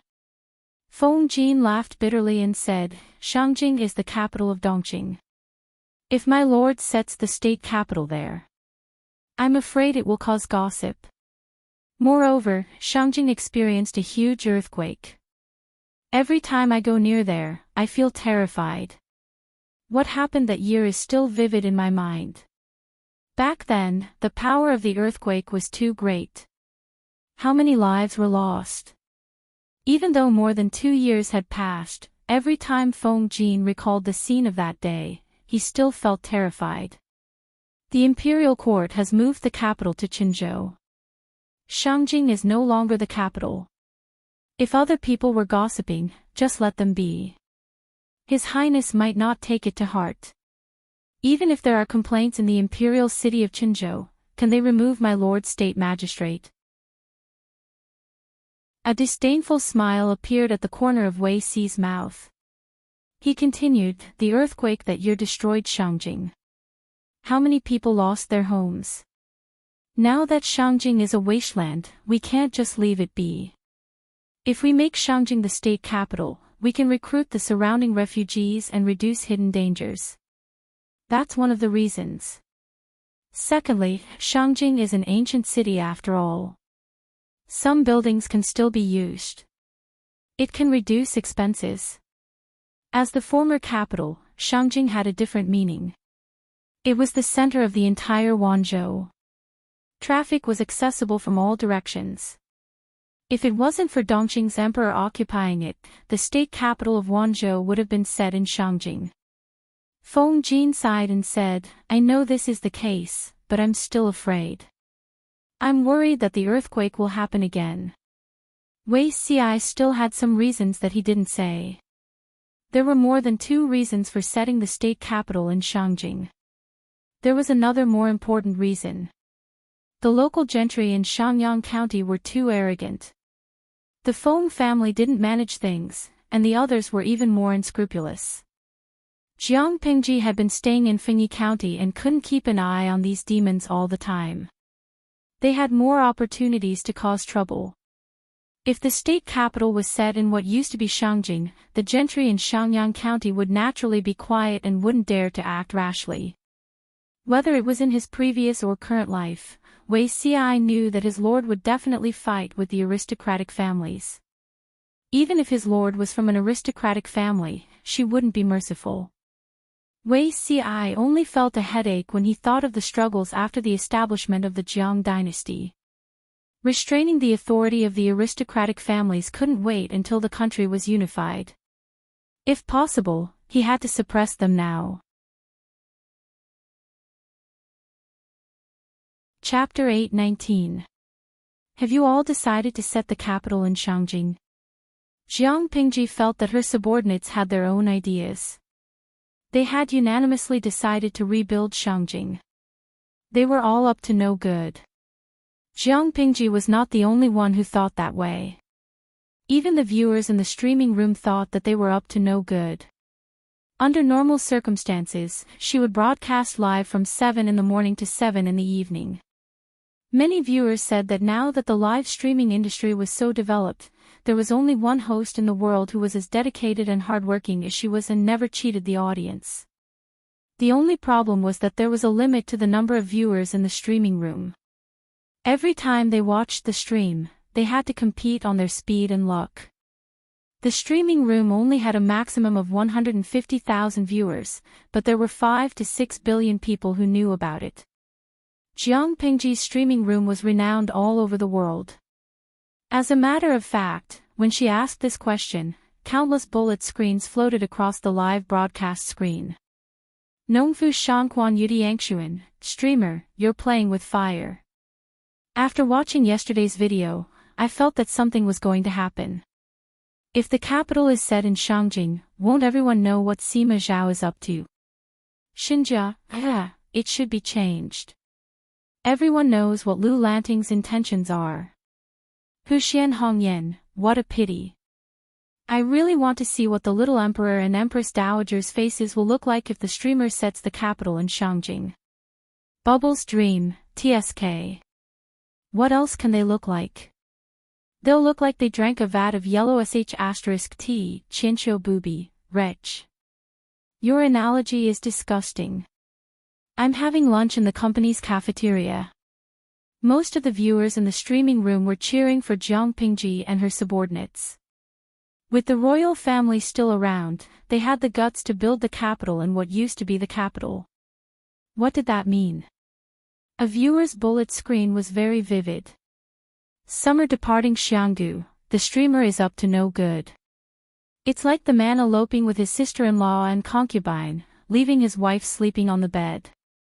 Not long after, a group of powerful bandits came, occupied the mansion, and slept with the man's wife. Even if this first wife was a woman that the male master didn't want, if she was taken by a second stranger, how could his expression be good? In addition to these jesting bullet screens, there were also a few weird bullet screens floating in the corner of the live broadcast screen.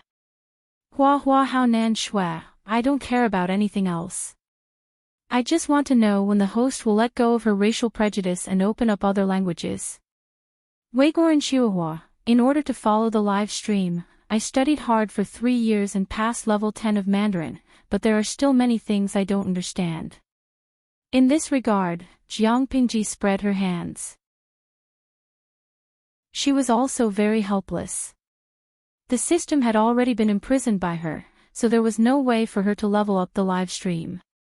Speaking up to this point, he had to add that for some reason, the live stream had to be logged in using the Chinese network.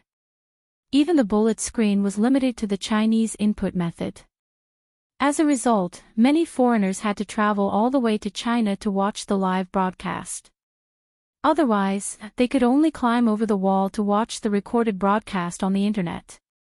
Even when he came to China, he still had to learn the Chinese language if he wanted to send a bullet screen message and understand what the host was saying. The more he said, the more tears there would be. Jiang Pingji silently sympathized with the audience. Her subordinates exchanged glances and chose one of them to speak on behalf of her. Feng Jin listed in detail the benefits of setting the provincial government in Shangjing. Everything he did was based on Jiang Pingji's interests. He had no other selfish motives.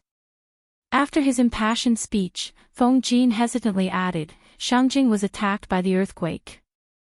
9 out of 10 buildings collapsed. If we rebuild it on top of the ruined city, I'm afraid we have to be extra careful. During the construction, we have to use sufficient materials. There must be no corruption or shoddy work. I think it's better to hire an experienced master craftsman to personally supervise the construction, design, and make overall plans. Only then can we comfort the people who have suffered from the earthquake. An earthquake had taken the lives of tens of thousands of people in a city. Even if such a dangerous place was rebuilt, the people would still have lingering fears. If they wanted to attract the refugees to come closer, they had to let them know that the rebuilt buildings were sturdy and not afraid of the earthquake. More importantly, Jiang Pingji turned her gaze to Zhang Ping. Shiheng, do you know how to do this? The other party was stunned for a moment. He immediately smiled bitterly and said, It's not difficult for Ping to build a house and a room. I'm afraid it's beyond my ability to build a city. Jiang Pingji said nonchalantly, It's not that troublesome to build a city. You just need to know how to build a house. As long as you copy and paste a house thousands of times, won't it be a city? Piling up the city walls and building the city walls, won't the prototype be there? As for the drainage system, you can check how the water pipes in Xiangyang district are laid and how the drainage system is drained. You can also learn a thing or two from it. Everyone was dumbfounded. Listening to their lord's words, it seemed that building a city was very simple. They could guess what copy was literally, but what the hell was paste? Jiang Pingji expressed that this question was a little profound. She should hire Tang Qi, who the live stream viewers had been complaining about recently, to explain. Zhang Ping was forced to do something beyond his ability. He immediately jumped up and down like a thunderclap. Wei Xiai, who was beside him, noticed his dilemma and said softly, I have a few maps of the ancient city here. Maybe they'll be helpful to you. When Zhang Ping heard that, he was suddenly enlightened. He felt that he had found a strong backer. He decisively stepped out and dragged his friend Wei Ci into the fire pit without another word. "My lord, I want to borrow someone from you." Jiang Pingji said with a smile, "It's better to build the prefecture as soon as possible. Now is the time to cultivate and recuperate. Other matters are not busy, so naturally, I have to make way for this matter. Tell me, who do you want to borrow? As long as it's within my means, I'll try my best to fulfill your request." Zhang Ping bowed with folded hands and said, "My lord, please lend me Zixiao. Zixiao is erudite and multi-talented.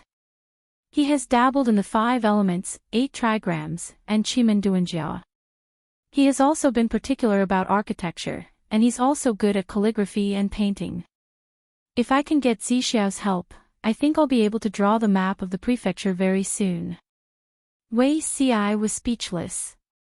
"I have something to say, but I don't know if I should say it." He kindly lent out the precious map and tried to help his friend, but this stupid teammate directly pulled him into the fire pit. He was furious. Did this guy think that the map of a city was so easy to draw? Jiang Pingji saw Wei Ci's expression of wanting to say something but hesitated. She couldn't help but curl the corners of her lips and say, "As you say." Zhang Ping was overjoyed and hurriedly thanked her. "Thank you, my lord." Wei Ci was by Zhang Ping's side. He silently chuckled. He really wanted to beat the cheater beside him to death. The others who were not named heaved a long sigh of relief. They had escaped. They were not stupid. Even if they had not done it before, they knew how tiring it was to build a city. Working overtime was not considered tough, but they were afraid of living in the construction site all year round. Everyone could not hide in time. Only one person did not know the inside story. He foolishly stepped out and volunteered. This person was Xiao Guang. No matter what, he was an otaku who practiced the way of Moism. There would always be many similarities with the way of architecture. Moreover, he was unusually curious about the drainage route of Xiangyang district. He planned to take advantage of this opportunity to understand the core technology.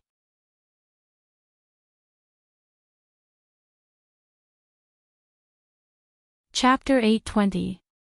Building a city required an on-the-spot investigation, measurement of the land, and a clear understanding of the situation before starting to design and draw the blueprint.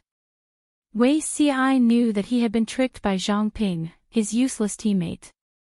He would not have any leisure time in the future.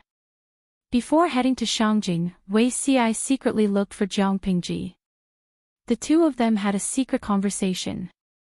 Only they knew about the content of the conversation. "My lord, I would like to ask you something disrespectful. What are your ambitions?" Wei Ci was a rather rational person. After 2 days of adjustment, he had recovered from the nightmare that night. He looked like nothing had happened. He talked about official matters without any personal emotions. Jiang Pingji and Wei Ci chose a secluded place to talk. The surroundings were empty, so they were not afraid of being eavesdropped. Even if the walls had ears, Jiang Pingji would discover it immediately because no one in the world could hide from her mental investigation. "Where are my ambitions?" she murmured and said with a smile, "Naturally, my ambitions are for the world and the people. Zixiao and I are connected and have the same aspirations. If you have anything to say, just say it directly. There's no need to sound me out. As long as it's from you, I will listen carefully." Wei Ci's cheeks were hot and his ears were bloodshot. Jiang Pingji always said such misleading things. Even if Wei Ci had been through hundreds of battles, he still could not resist. He collected his wandering thoughts and returned to normal. He said seriously, "My lord, my ambitions are not only for the world and the people, but also for the country to prosper and for the world to be peaceful. Now that the world is in chaos, countless people have suffered from this disaster. They have to leave their homes and become destitute. They have lost their homes and land. There are even countless people who sell their children to survive. Everyone knows that the world will be divided after being united for a long time, and united after being divided for a long time. A country has its ups and downs. The prosperity of the country is due to the wisdom of the king and the virtuous officials. Only then can the weather be favorable and the people live and work in peace. However, why does the country decline? Is it because the king is muddle-headed and the officials are mediocre? There are only a few reasons for the prosperity of the country, but what about the decline of the country? Is it because the king is muddle-headed, the officials are mediocre, and the weather is not good? Wei Xiai had been thinking about this question since he was young in his previous life. He had been thinking about it until now. Wei Xiai had always admired Jiang Pingji, not only because what she did was his ideal, but also because of another reason. She was the light on his lost path, guiding him to uncover many questions that confused him. If any one of these problems were to be mentioned, it would probably cause a huge uproar and cause all the scholars in the world to condemn him. Wei Xiai was aware of the danger, but he did not feel lonely or helpless, because he knew that there were still people walking on the same path as him. Xiai flipped through the historical records and discovered that the decline of the country was not only a phenomenon from top to bottom, but also from bottom to top. If the country was compared to a towering tree, the ruler was the crown, and the officials were the branches, then the common people were the roots that extended all the way to the ground. If the crown of the tree died, the tree could still survive. If the branches were damaged, the trunk could still grow. However, if a large part of the root system is damaged, the tree will be in danger. Jiang Pingji listened attentively. She could feel that he had his own understanding of this. He was neither reading from a book nor theorizing on paper. Wei Xiai continued, soil is the root of the tree, it is the foundation that nurtures them. If the soil is taken away, the tree's roots will not survive. Jiang Pingji's expression turned solemn, she understood what Wei Xiai meant. You said land annexation. Wei Xi's expression tightened. He took a deep breath and said in a low voice, exactly. What was land annexation? Nowadays, land could be bought and sold. The aristocratic families, the country gentry, and the bureaucrats could borrow power and money to get more and more land from the hands of the peasants. They could even make the peasants have no apprentices. If they were despicable, they could even seize it by force. This phenomenon was especially obvious in a disaster year. Once the common people lost their land, it meant that they had lost something to rely on for survival. They could only continue to sell their properties, become cheap labor, and become tenant farmers for the big landlords. In this era, this was a stubborn disease that was difficult to cure, and it would become more and more serious. Once land annexation reached a certain level, the country would also go on the path of decline. Even if there was a ruler who could revive the country, it would not be able to save the dynasty. As land annexation became more and more intense, there would be an irreconcilable conflict between the peasants and the tyrants who owned a large amount of land. There would also be intense friction between the country and these tyrants. Looking at the historical records, many kings who were clear and bright would take measures to curb the pace of land annexation, so that the land annexation could be alleviated to a certain extent. If it could not be alleviated, then there would inevitably be a problem. The peasants would raise their hoes and rebel. Jiang Pingji came from the future. The entire universe was an area that humans had explored. Because of the interstellar war and people's thoughts, the speed of population reproduction could not keep up with the speed of expansion. For intelligent creatures, the entire universe was boundless. They had a wider space and endless unknown territory to explore. But it was different in ancient times. Human technology was backward, and their productivity was low. They were bound by the land invisibly, and it was difficult for them to break free. For them, the land was a piece of cake. If others got more, they would get less. There was a conflict of interest between them. The source of human war was the struggle for interests. In ancient times, it was traced back to the struggle for land. Not to mention this dimension, the audience in the streaming room also had the problem of land annexation. In the history of Hua country, successive dynasties had passed laws to adjust the governance of land annexation, and the land reform had been carried out step by step. The equal field system, the whip law, and the distribution of men to the mu were all the same. Jiang Pingji disliked kneeling and sitting uncomfortable, so she simply changed her posture and leaned against the table. Go on, I'm listening. Wei Ci felt his heart beating like a drum. He could still hear the powerful vibration coming from the left side of his chest. He knew he was nervous. My lord, in my opinion, why don't we eliminate the source of land annexation from the root? As soon as he said this, Wei Ci felt his whole body lose its strength.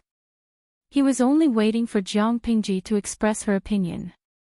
Jiang Pingji asked, eliminate the source. Wei Ci did not say anything else. He only said 8 words, all the land under the heavens belongs to the king. Jiang Pingji was shocked. She looked up and met Wei Ci's eyes. She saw the determination in his eyes. After a while, she smiled happily. Okay, I got it. All the land under the heavens belongs to the king. She liked this sentence. Not only did she like this sentence, but she also seemed to like the person who said it. Zixiao, come here. She waved at Wei Ci. His face turned from pale to rosy. When he heard her call, a trace of hesitation flashed in his eyes. However, Wei Ci never knew what no meant when facing Jiang Pingji. He walked forward on his knees. The distance between them was less than 10 inches. Jiang Pingji suddenly grabbed his hand. Wei Ci was so shocked that he almost jumped up. Don't be afraid. I won't eat you. Wei Ci secretly revealed a bitter smile. She indeed wouldn't eat him, but to him, it might be more frightening than being eaten. Zixiao's filial piety is with me. Wei Ci widened his eyes in shock. His eyes, which contained all the stars in the universe, were so bright that it was dazzling. The audience in the streaming room who was watching the whole process, burp. Chapter 821. Hua Luo Han Yen Bo, burp, oh my god, this mouthful of dog food is making me bloated. Who gave me a glass of water? I choked on it. Free lemon, the streamer's hooliganism is getting richer and richer. Looking at the situation, it won't be long before he gets the beauty. Host, Bao Bao still has a lot of love books and magic weapons to win. I guarantee that you will be more overbearing than an overbearing president. Although Jiang Pingji had never revealed anything, the audience in the streaming room were not naive and innocent. Wasn't there a good saying, you haven't seen a pig run, but you haven't eaten pork? Although 99% of the audience in the live broadcast room were single dogs, they had grown up watching countless Mary Sue romance dramas. They were even more familiar with the related online novels. They had seen many storms and waves, so what kind of tricks had they not seen to flirt with men and girls? They dared to swear on the dog food in their arms that the streamer must have taken a fancy to Beauty C's unparalleled beauty. Not only did he fancy his face and covet his body, but he also wanted to dominate his soul. If not for the fact that they could not defeat him, they really wanted to carry Wei Ci away and declare their sovereignty. When Jiang Pingji saw the 150,000 incompetent military advisors trying to teach her how to conquer the city, she couldn't help but think of the blunder from before. Her brows twitched. Host V, when you single dogs can use these strategies to get rid of your single status, then recommend them to me. If he wasn't single, he probably wouldn't have so much time to spend in the live broadcast room, right? Jiang Pingji's words hit the audience's sore spot. That hurts, host. Countless people who loved single people expressed their condemnation. We're single dogs, not protected animals. Summer departing Xianggu, I'm secretly cursing the streamer. I hope you won't be able to get rid of your single status. Dong Kai Kai Jia Jia, don't be too proud of yourself, streamer. In my opinion, there seems to be some conflict between Beauty CI and the streamer. Whether it's the first time they met or now, Beauty CI seems to be quite resistant to the streamer's approach. Every time, she is like a frightened rabbit, wanting to jump 3 feet high. Some time ago, she went to the Tiaba forum to review the exciting videos from the past few years. She found that CI Meiren did not resist others coming into contact with her, except for the host. Jiang Pingji poked their sore spot, so naturally, the audience in the streaming room would respond with a tooth for a tooth and an eye for an eye. With someone's reminder, many people also figured out that something was wrong. They had never heard of any conflict between the streamer and Wei CI. Why was the latter always resisting the former? With this question in mind, many people simply let their imagination run wild. The conclusion they came up with made Jiang Pingji not know whether to laugh or cry. Ningji, you die so miserably, maybe there's some kind of conspiracy. For example, does Beauty CI have ulterior motives towards the host? As soon as this conspiracy theory was put forth, it was immediately shot down. Liangpin Puzi, that's impossible. If Simiren really has an ulterior motive for the streamer, he must be out of his mind to say to the streamer, everything under the heavens belongs to him. What's more, don't you know what kind of person the host is? I am firmly on CI Mei's side.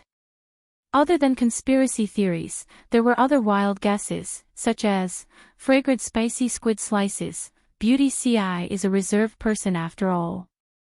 The streamer is so bold and flirtatious. It must be scary. Hongigate raisin, Simei is a rabbit, and the streamer is a tiger. How can a rabbit not be afraid of a tiger? Looking at the heated discussion in the streaming room, Jiang Pingji did not join in. Instead, she carefully thought about what Wei CI had said.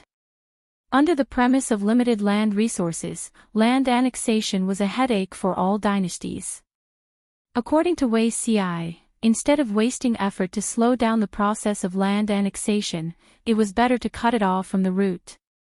Since it was said that everything under the heavens belongs to the king, then wouldn't it be justifiable for all land to belong to the country? However, Jiang Pingji could jump out of the fence, but it did not mean that others could. Not to mention Wei CI, who was a talented person who was well-read, even an illiterate street gangster would not be willing to do so. In this era, land was not just land, it was also a treasure bowl that could produce wealth. As long as one could climb up and become a person above others, it would be justifiable to take more treasure bowls into one's pocket.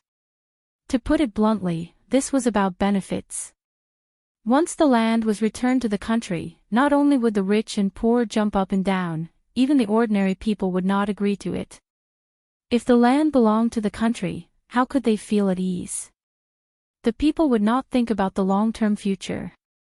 They would only care about the benefits in front of them. Jiang Pingji dared to return the land to the country. In the eyes of the people, she had snatched away the foundation that they relied on to make a living from their hands. If the people were like that, it was needless to say for the aristocratic families that sat on countless fertile lands. Those who struggled bitterly and tried to make a name for themselves would oppose it even more.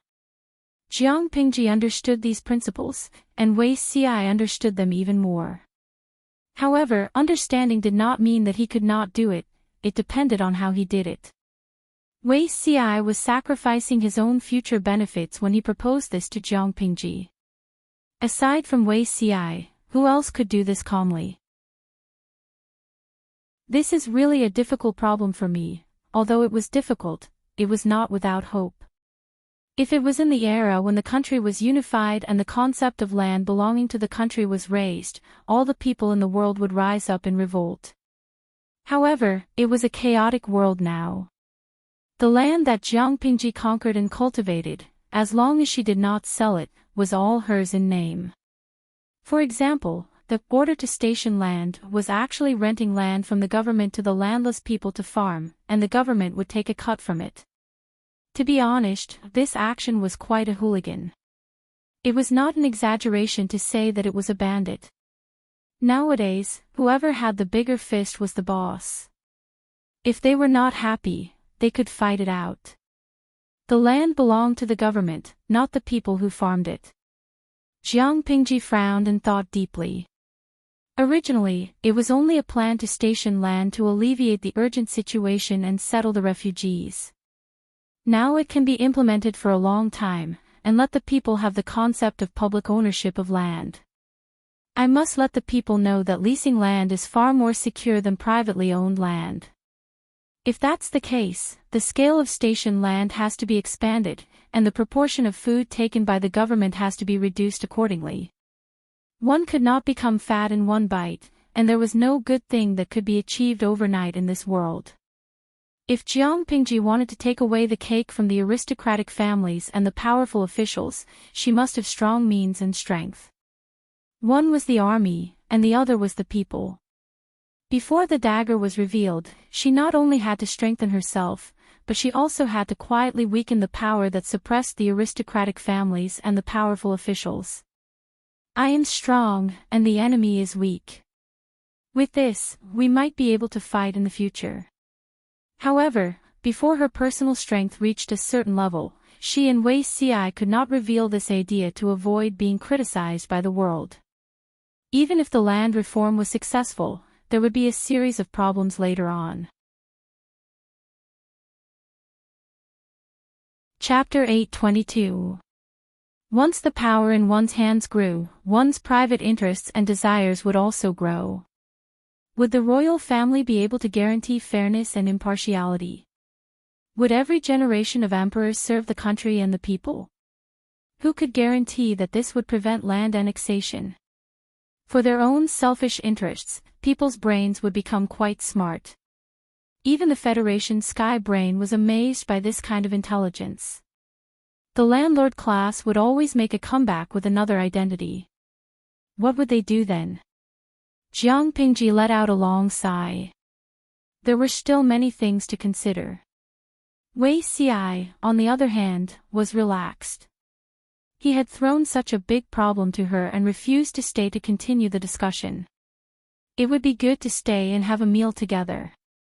Elsewhere, Wei Ci returned home with a bellyful of thoughts. He happened to run into Zhang Ping, who was looking for him. Shihing has caused me to suffer this time, Wei Ci smiled bitterly. Zhang Ping was a classic example of a bad teammate. This time, he was really screwed over. However, so be it.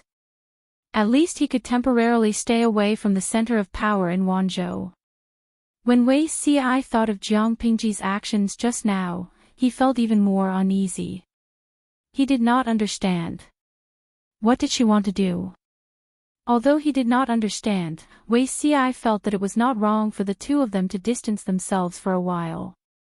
This will not happen again. Zhang Ping smiled awkwardly. Fortunately, Wei Ci was just grumbling and not angry. After all, the two of them had been close friends for many years. Screwing over once or twice was just to cultivate their relationship. Zixiao, I'll do it this time. Next time, I won't drag you down. Zhang Ping was there to collect the drawings. With the drawings as a specimen, he could have a deeper understanding. Wei Ci secretly rolled his eyes. He did not believe in Zhang Ping's attributes at all. Previously, Zhang Ping had said that Wei Ci was knowledgeable and multi-talented. Not only did he dabble in the 5 elements and 8 trigrams, Qimen Duanjia, but he also worked on architectural design. He was good at calligraphy and painting, and he knew everything. Zhang Ping was not bragging. Wei Ci really knew these things. His level of attainment was not low. If not, Master Yuanjing would not have pestered him for so many years. Wei Ci went to the study to retrieve a few scrolls of drawings. The paper used was the best bamboo paper. Bamboo paper, Zixiao, did you draw this? Zhang Ping noticed that Wei Xi was holding a huge piece of silk cloth with patterns drawn on it, as well as an exquisite framed picture scroll. The original drawing is on the silk cloth. The previous owner did not preserve it well and insects grew on it. I almost couldn't tell what it looked like. Wei Xi's drawings were taken from the ancestral home of the Wei family in Langia. Even though the Wei family had fallen from grace, their ancestors were once illustrious. Naturally, they did not lack good things. Look, no matter how much I preserve it, it can't be restored to its original state. I might as well make a copy of the original drawing. You can just look at the sample. Zhang Ping made an "oh" sound and unfolded the large stack of paintings that Wei Xi had carefully stored. The paper of these scrolls had obviously been carefully cut. They were of different lengths and widths. Some were 8 or 9 inches, while others were more than 10 inches. Most of the cities in the blueprint were built during the golden age of the Great Xia dynasty. Be it the layout or the architecture, they were all majestic. Most of these buildings were uniaxial symmetrical, which perfectly satisfied the obsessive-compulsive disorder. Of course, it was easy to get lost in such a city. The more complicated ones, such as the capital cities and prefectures, mostly used symmetrical secondary tests, and the chances of getting lost were higher. Apart from these mainstream designs, there were also quite a few irregular designs. Most of them evolved from the gradual expansion of villages. With the materials, Zhang Ping felt a little more confident in his heart. At this moment, Wei Xi opened his mouth and interrupted his inspiration. Shangjing suffered an earthquake, and the terrain has undergone a huge change. If we follow the book and imitate it, I'm afraid it won't work. Jiang Pingji said calmly, this is the original design of Shangjing. The buildings are scattered in picturesque disorder, and they are indeed majestic and beautiful. But you have to think about our Lord's temperament. She won't spend too much money to build such a luxurious prefectures for herself. Zhang Ping respected Wei Xi's opinion very much. He asked, Yi Xiao, what do you mean? Wei Xi thought about it and said, make it as simple as possible. Make it as convenient as possible. There's no need to deliberately pursue symmetry and beauty. As long as it suits the terrain and reduces manpower, it's fine. Of course, although it's said that building a house is simple, it doesn't mean that the materials used are random. It's only been a few years since the earthquake in Shangjing. The people still have lingering fears when they think about it. The house would rather be simple, but it has to be stable. Zhang Ping thought about it and it seemed to make sense. He had followed Jiang Pingji for a period of time. She indeed did not like to be extravagant.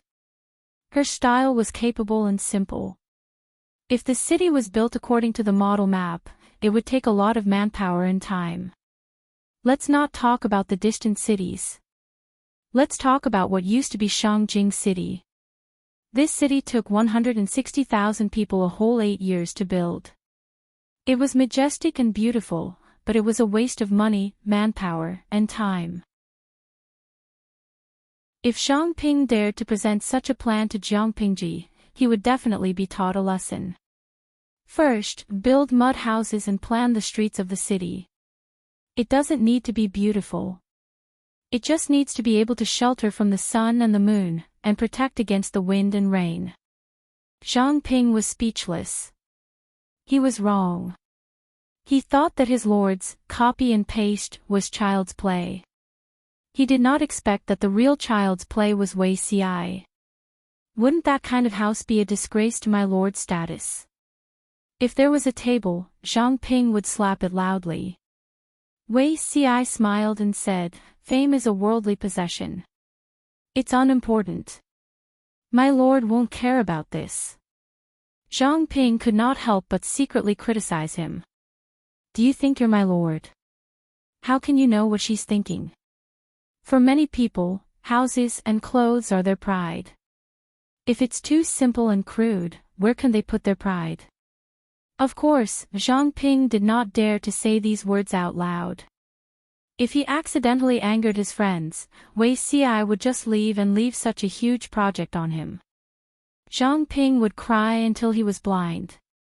Most houses in ancient times were made of wood. It was unknown how much wood was used to build a mansion. It was fine if there were many trees around, but if there were none, they could only travel far away to buy them. It was a waste of time and energy. Fortunately, with the green bricks and green tiles, the amount of wood needed for houses was greatly reduced. Even so, it was still an astronomical figure. Zhang Ping hoped to use local materials so that they could save a lot of transportation costs. However, Jiang Pingji calculated the approximate figure and frowned quietly. There are indeed many forests in Shangjing, but if too many trees are cut down, it's easy to cause landslides and cracks. When she said that, Zhang Ping was shocked. Was it that scary? In the past, he had heard that when the mountain god was angry, the mountain would collapse and the sand would roll down when thunderstorms occurred. But were the two related? Let's do it this way. We'll use local materials for 30% of the wood.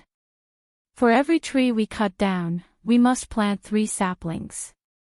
The remaining 70% of the wood will be purchased from the nearby Shangyang County. The gentry families in Shangyang County also deal in wood. They can't ask for more than such a big business.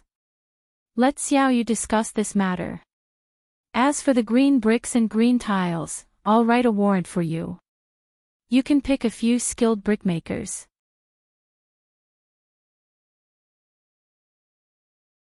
Chapter 823. Lingshao Hall in the Heavens and Shangyang Palace in the Mortal World. Shangyang Palace was not only the palace of Dongqing, but also the place where the rich and powerful gathered. Back then, Shangjing City and Shangyang Palace were so prosperous. Now there are only ruins. There seems to be people in the distance. Wei Xiai lifted the curtain and wiped the sweat off his forehead. He looked at the ruins in front of him that were overgrown with weeds and vines. He was filled with emotion. It was already midsummer. The scorching sun hung high above their heads, scorching their skin. No matter what, it is Shangjing, a treasured place where the rich and powerful gathered. When the earthquake happened suddenly, many houses collapsed and were buried in the ruins. Refugees gathered here, searching for money under the ruins to make a living. Therefore, scattered villages slowly formed around it. Zhang Ping was dressed in a brown sackcloth and his long hair was tied up with a cloth. If it was not for his scholarly aura, one might think he was an ordinary farmer. He took a bamboo hat from the carriage and gave it to Wei Xiai to shade him from the sun. Let's investigate first and then make a decision. Shangjing City used to have a floating population of 200,000 to 300,000, but now it had become ruins where no one could be seen. In just over 2 years, wildly growing vines covered the ruins. Occasionally, a few rats could be seen shuttling around. Wei Xiai and Zhang Ping brought over 10,000 laborers. The remaining manpower was planned to be recruited locally, taking the opportunity to absorb refugees and reduce hidden dangers. The two spent a few days walking around Shangjing City and the nearby mountains, familiarizing themselves with the surrounding terrain and replanning the layout of the city. Wei Xi's memory was excellent and he had a photographic memory. In just a few days, he memorized the surrounding terrain and drew them on paper. After some discussion, the two compared the original layout of Shangjing City and made some improvements and adjustments to the layout of the state capital. I really wonder if there is anything in this world that you can't do. Zhang Ping came back from outside. His exposed cheeks and neck were scorched black and red by the scorching sun. His clothes were soaked in sweat, dry and wet, wet and dry again. After a busy day outside, Zhang Ping was so thirsty that his throat was about to emit smoke. When he returned, he gulped down a mouthful of water. He saw a huge piece of bamboo paper on Wei Xi's table. On it, a plan of a city was drawn with fine charcoal. As for why Wei Xiai wanted to use the trimmed charcoal to draw, Zhang Ping did not ask since Wei Xiai answered so quickly. There is a limit to one's strength, and the will of the heavens cannot be changed. I is just an ordinary person, there are still many things that I don't know how to do. Wei Ci smiled as he carefully rolled up the finished product and put it away. He took out another roll of paper from the side and slowly unrolled it. Compared to the previous drawing that seemed to be drawn with a ruler, this drawing was much more casual. These are the villages, mountains, and forests near the old site of Shangjing City. The soil in these places is quite sticky and suitable for making green bricks. There are also villages gathered nearby, and they add up to 1,000 people. We will recruit the people nearby and have them build a direct road to Shangjing. The amount of wood, stone, and sand needed to build the city is huge. We can't just use them in one place. The materials used to build the city weren't expensive, but the transportation costs were. Wei Ci calculated carefully and decided to spend manpower to build the main road first. Once everything was ready, he would start building the city. As big as Shangjing was, the ruins of the entire city still had to be carefully cleared out. Those that could be reused would be reused to save costs, and those that could not be reused would be disposed of. Zhang Ping casually waved his hand and said, "You can decide." Wei Ci's expression froze, and he looked at Zhang Ping with some hidden bitterness. People like Zhang Ping were described as pig-headed teammates. Under the scorching sun, Zhang Ping and the others were sweating profusely. Their immediate superior, Jiang Pingji, was holding a watermelon and chatting with Qing Qing. The watermelon production was limited, and most of it was supplied to meritorious subordinates. The rest was thrown to the guest house and sold to the customers. With Jiang Pingji's support, the official restaurant, the guest house, had been opened all over Wanzhou. There was one in every county in the territory.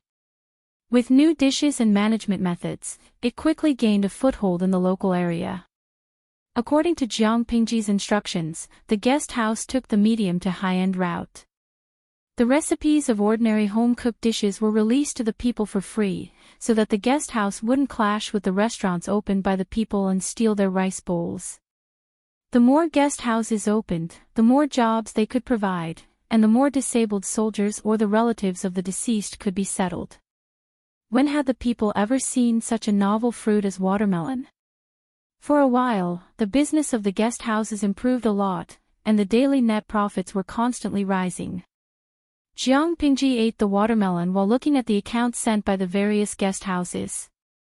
The guest house's business is good, but the profits aren't good.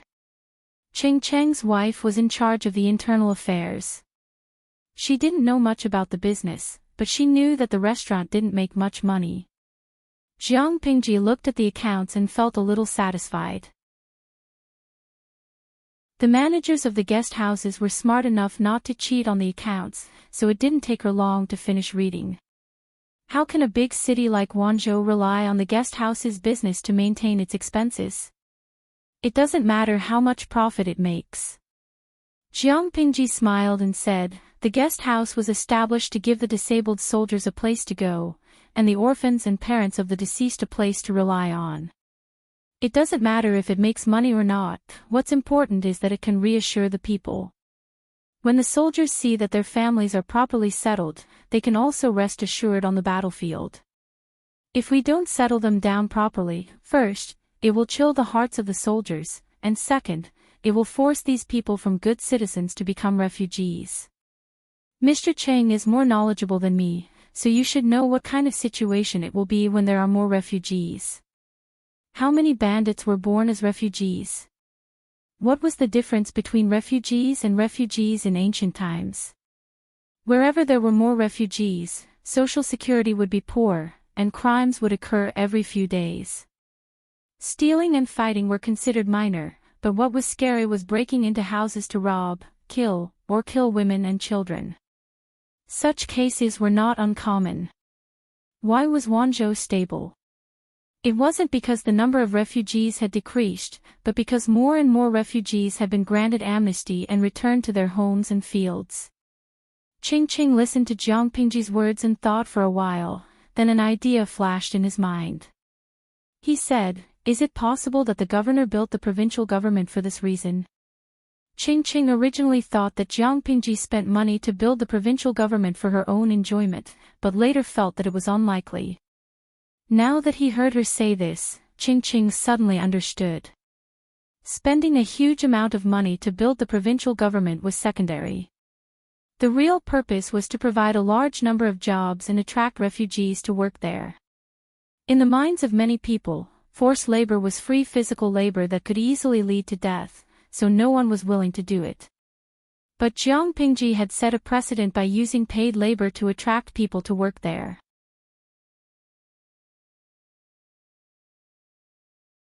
Chapter 8:24. Ching calculated silently in his heart. He had to admit that the young governor in front of him was really good at accounting. In the eyes of outsiders, labor was free, but Jiang Pingji paid the workers. That was a stupid move. Was that the truth? Ching didn't think so. Jiang Pingji seemed to be at a disadvantage, but she was actually taking advantage of everything. Young people nowadays are really shameful. Ching sighed. The girl in front of him was a few years younger than his youngest son, but she was ahead of everyone else. Jiang Pingji said humbly, "You flatter me, Mr. Ching. I still have a lot of things I don't understand and need your guidance." Ching smiled and waved his hand. "I'm old and useless. I only hope that I can live the rest of my life in peace." Jiang Pingji smiled and said nothing, but she snorted coldly in her heart. If Ching was the kind of person who preferred stability, he wouldn't be so troublesome. Speaking of troublemakers, the person in front of her was also a troublemaker. What was Ching doing? This person spent a lot of time and finally came up with a way to use different patterns to punctuate sentences. In fact, most scholars had their own habits of reading sentences, and they often used small symbols that they were used to mark sentences. On this basis, Ching proposed to use a unified symbol to punctuate sentences.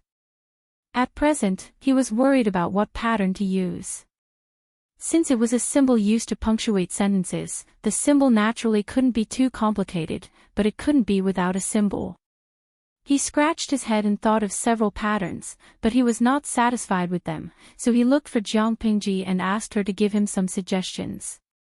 Seeing the pattern that Ching sent, the audience in the streaming room exploded before Jiang Pingji could come up with any ideas. Eugene Xiang, oh my god, is this the ancient version of punctuation? But other than the dot and circle, I can't recognize anything else. Ching gave a variety of symbol designs. The simpler ones, such as solid black da and hollow circle, and the more complicated ones were similar to the oracle bone script. The former was considered simple, but the latter was cumbersome and complicated. Jiang Pingji looked at it carefully, but she still felt that the patterns were too complicated and not concise. She was straightforward. Ching heaved a long sigh and said, "It's indeed complicated. If it's used for writing, it looks gaudy and affects the beauty of the paper. Some of the diagrams are too large, and they are not simple to use. This matter is really worrying." Ching was extremely worried, and the audience in the live broadcast room suddenly became excited. They felt that punctuation could be used. If they could see familiar punctuation in the live broadcast room, they would feel a sense of accomplishment. Li Wushuang, streamer, let me introduce something good to you. Our punctuation marks here are pretty good. The audience in the streaming room was enthusiastic, and Jiang Pingji had the same intention. She took out a new piece of paper and pretended to think for a moment. Then she picked up a pen and drew a dot and a line. Ching looked at it carefully. "What is the meaning of this, my lord? I thought that the words we learned today are made up of dots and lines. Since you want to create symbols to punctuate sentences, why don't you evolve it on this basis?" Jiang Pingji drew and wrote at the same time. Ching's eyes gradually lit up, as if he had received great inspiration.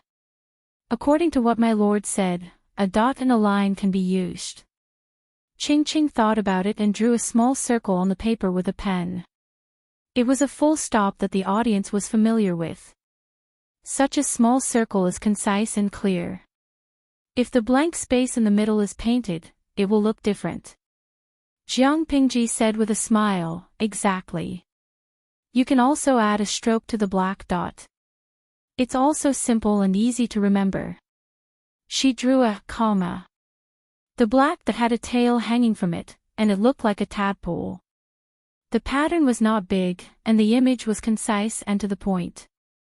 It was indeed easier to remember than the pattern that Ching Ching had just come up with. Ching Ching was suddenly enlightened. Inspiration swarmed in, and he hurriedly extended his creation on this basis. Jiang Pingji guided him from the side, and in a short while, she came up with a few basic symbols. Every time one was added, the bullet screen in the live broadcast room became lively as if it was a festival. They did not witness the birth of the symbol, but they witnessed the entire process of the symbol growing from nothing to something in another dimension. It was a great sense of accomplishment. The person who was more excited than the audience in the live broadcast room was Ching Ching. The pattern in front of him was very simple, but in his eyes, it was a rare treasure. With symbols, it was natural to give these symbols meaning. Jiang Pingji pointed at the full stop and said, "A circle is a circle. Why don't you use this pattern to end it?" Ching Ching nodded and immediately made a mark near the full stop. He pointed at the comma and said, "According to what my lord said, this symbol has the intention of extending. Why don't you use it to stop?" Jiang Pingji agreed with Ching Chang's suggestion. After all, the comma was originally used to stop sentences. After discussing for the whole afternoon, Ching Chang's spirits were still high. His eyes were shining. When Ching Ching returned home, not to mention his wife, even his youngest son and daughter could see the joy on their father's face. "Father, what good thing happened to you? Why are you so happy?" Qing Yuan had been tired all day in the government office. He felt that his arm did not belong to him. He did not know why his father was so happy. There were so many things happening in Wanzhou that it was scary. When Qing Yuan was buried by the documents, he also felt a little remorseful. Why did he walk right into the trap? Ching Ching smiled and stroked his beard. He said, "Naturally, it's because there's been progress on the sentence reading." Really? Qing Yuan knew why his father had been worried recently. Because of this, he had not been able to sleep well all night. Now that there was a breakthrough, as his son, Qing Yuan was naturally happy for his father from the bottom of his heart. "Of course it's true." Ching Ching glanced at his son and said with some disdain, "There's no end to learning. You have to work hard." In the beginning, Ching Ching was quite satisfied with the knowledge of his two sons, but compared to Jiang Pingji, he felt that he despised everything. Qing Yuan could be said to be extremely innocent after being suddenly lectured by his father. He had not been slacking off recently. Why did his father suddenly give him a warning? At the same time, the city gate had been locked, but a large group of carriages arrived outside the city. They thought that it was a passing caravan that would soon turn to another place to spend the night and enter the city at dawn. Who knew that the other party would stand outside the city in a daze and have no intention of moving? The soldiers guarding the city felt that something was wrong and sent someone down to inquire. "Who are you? Where are you from?" "We're from out of town. We're here to seek refuge with our relatives." The person who replied was a servant dressed as a child. Although he spoke in Dongqing's official language, his pronunciation was stiff and it was a little difficult to listen to. When the soldier heard the other party's accent, his brows furrowed fiercely. His tone was a little forceful, and he bluntly chased them away. "Now that the city gate has been locked, if you want to enter the city, come back tomorrow." The servant smiled apologetically and handed over a money pouch filled with broken silver. "Brother, please don't be angry. It's late at night and it's really not suitable to sleep in the wild. Why don't you do us a favor and help us pass a message to our master's relative to come out?" The soldier did not dare to accept these benefits. The higher-ups were very strict in this regard. He roughly pushed the money pouch back and asked casually, "Who is your master's relative?" Chapter 8:25. Commandant Li. The soldier guarding the city glanced suspiciously at the servant and the carriages behind him. His heart wavered and he said hesitantly, "I've never heard of Commandant Li having any relatives." "Wait here for a while, I'll send someone to inform the commandant." Hearing the first sentence, the servant thought that he would be denied entry. He didn't expect the soldier to be reasonable and be willing to help run this errand. He bowed gratefully and thanked him sincerely. "Thank you, big brother." The city guard snorted softly and accepted the other party's bow. "Wait here, Commandant Li isn't someone ordinary people can meet. If you want to pass on the news, you'll have to wait for a while." The soldier guarding the city said the ugly part first to prevent unnecessary misunderstandings. The servant hurriedly said, it's all right. As long as we can meet the general, it's all right to wait a while longer." The city guarding work wasn't under Li Yun's jurisdiction. The soldier guarding the city could only pass on the news one level at a time. There was a long detour in the middle. By the time Li Yun received the news, he had already slept for a while. Relatives. As a martial artist, Li Yun had always maintained the habit of sleeping lightly. He would wake up the moment there was movement outside. When he heard someone pass on the news that his relatives were outside the city, he was stunned. He thought he was dreaming. Where did his relatives come from? Li Yun's reaction was misunderstood by his subordinate. He said angrily, "Could it be that the people below are making fun of me?" What time was it now? It was indeed a little too much to come in the middle of the night to make people sleep well. Hearing his subordinate's words, Li Yun waved his hand and got up to take down his outer robe from the clothes rack. He casually said, "Let's go take a look." The subordinate was stunned. Could it be that the people outside the city were really Commandant Li's relatives? It was already the middle of the night. Other than the patrolling guards, there was almost no one else. Li Yun rode his horse towards the city gate. When the soldier guarding the city saw Li Yun, he suppressed the excitement in his heart and bowed in fear and trepidation. Although Li Yun was a young lad, he was good-looking and good at fighting. His future was limitless. To these soldiers, they were Li Yun's fans, and Li Yun was their idol. Who wouldn't be excited to be able to talk to their idol face to face after staying at the city gate and enduring the wind and rain? Li Yun suddenly jumped off the horse and flung the reins. With a cold expression, he asked, "Where is he?" Jiang Pengji and the others wanted Li Yun to be a man of few words in front of outsiders. This was the only way to maintain his dignified demeanor. Li Yun deeply felt that he was right. Normally, he restrained his impulse to speak and gradually established a quiet and aloof public image. The guard hurriedly caught up with Li Yun and bowed slightly. He said respectfully, "Those people are still waiting outside the city."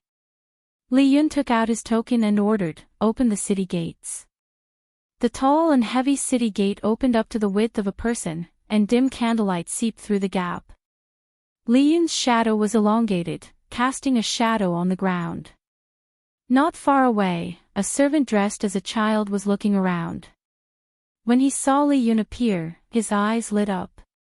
His appearance, demeanor, stature. If he was thrown into a crowd, he would be the center of attention.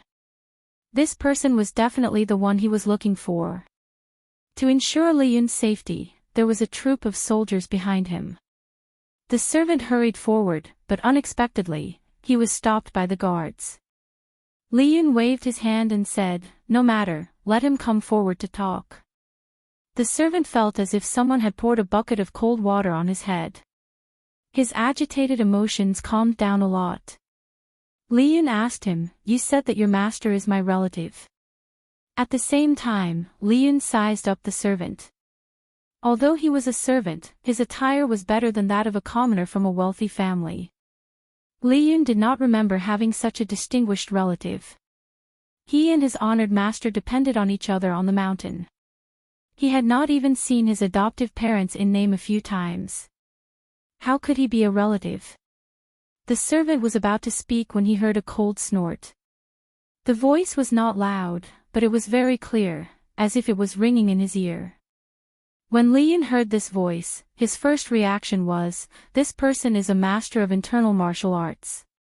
His second reaction was that he was so moved that he almost cried. "I haven't seen you for more than 2 years, my disciple is so impressive." It was clearly a reprimand, but there was an indescribable pampering and joy in the voice. Li Yun was so excited that he almost forgot to speak. It was only when Xie Qian finished speaking and alighted from the carriage that he came to his senses. He saw Li Yun stride forward and kneel on the ground with a thud. He bowed and said, "Master, your disciple is unfilial. I was unable to welcome you from afar." The person who came was none other than Li Yun's honored master, Xie Qian. When Xie Qian failed to assassinate the Zhongzhou Empress, he dragged his good friend, the great scholar of Zhongzhou, Wan Xian, and fled for his life. Relying on his rich experience, Xie Qian and his men avoided the imperial notice posted by the Zhongzhou imperial family and left Zhongzhou without a hitch. Just as the war in Qinzhou was heating up, Xie Qian was worried that he would be dragged into the battlefield. He had no choice but to take a detour and head straight for Wanzhou. He asked around and found out where Li Yun was staying. Unfortunately, by the time he rushed out of the city gates had long been locked. "Get up. How old are you now? If outsiders see you crying, it will damage your reputation." Xie Qian bent down and helped Li Yun up. With the light from the torch, the bystanders noticed that Li Yun and Xie Qian's side profile was rather similar. Li Yun was young and his face still looked immature. However, after several battles, he already had the demeanor of a general. Xie Qian was mature and steady. His face was angular and slightly weathered. His eyes were as calm as a pool of stagnant water, which added to his charm. As long as one wasn't blind, 9 out of 10 people would guess that the two of them were related by blood if they stood together. Li Yun sniffled.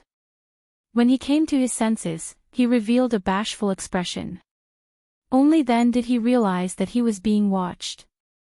At this moment, Li Yun noticed an unfamiliar middle-aged man standing next to his master. His temples were dyed with a few strands of gray, but he had a scholarly air about him. He had a strong smell of ink. Li Yun had only seen such an air in a few teachers. It was obvious that this middle-aged man wasn't an ordinary person. His family background was certainly not bad. The middle-aged man was the great scholar of Zhongzhou, Wan Xian. His courtesy name was Changjai. He sized up Li Yun. Li Yun even obediently bowed to him and called him senior. Wan Xian nodded in satisfaction. He stroked his beard and smiled. "You have some of the elegance you had when you were young." Xie Qian was well versed in both literature and martial arts. At first glance, he looked like a lean scholar. Only when he fought did he realize that he could fight.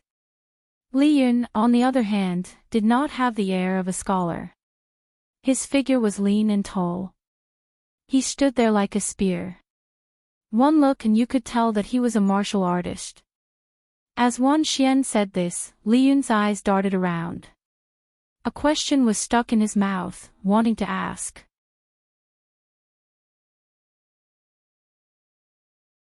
Chapter 8:26. Could it be as Lu Shi said, that he and his master were not master and disciple, but father and son? Wan Xian also said that he resembled his master when he was young. This piqued Li Yun's curiosity, as if a few kittens were gently scratching him. Xie Qian sighed softly and said, "This is not the place to talk. Can we enter the city for a chat?" Li Yun hurriedly said, "Of course. Please follow me, master and this gentleman." After all, he was Li Yun's relative.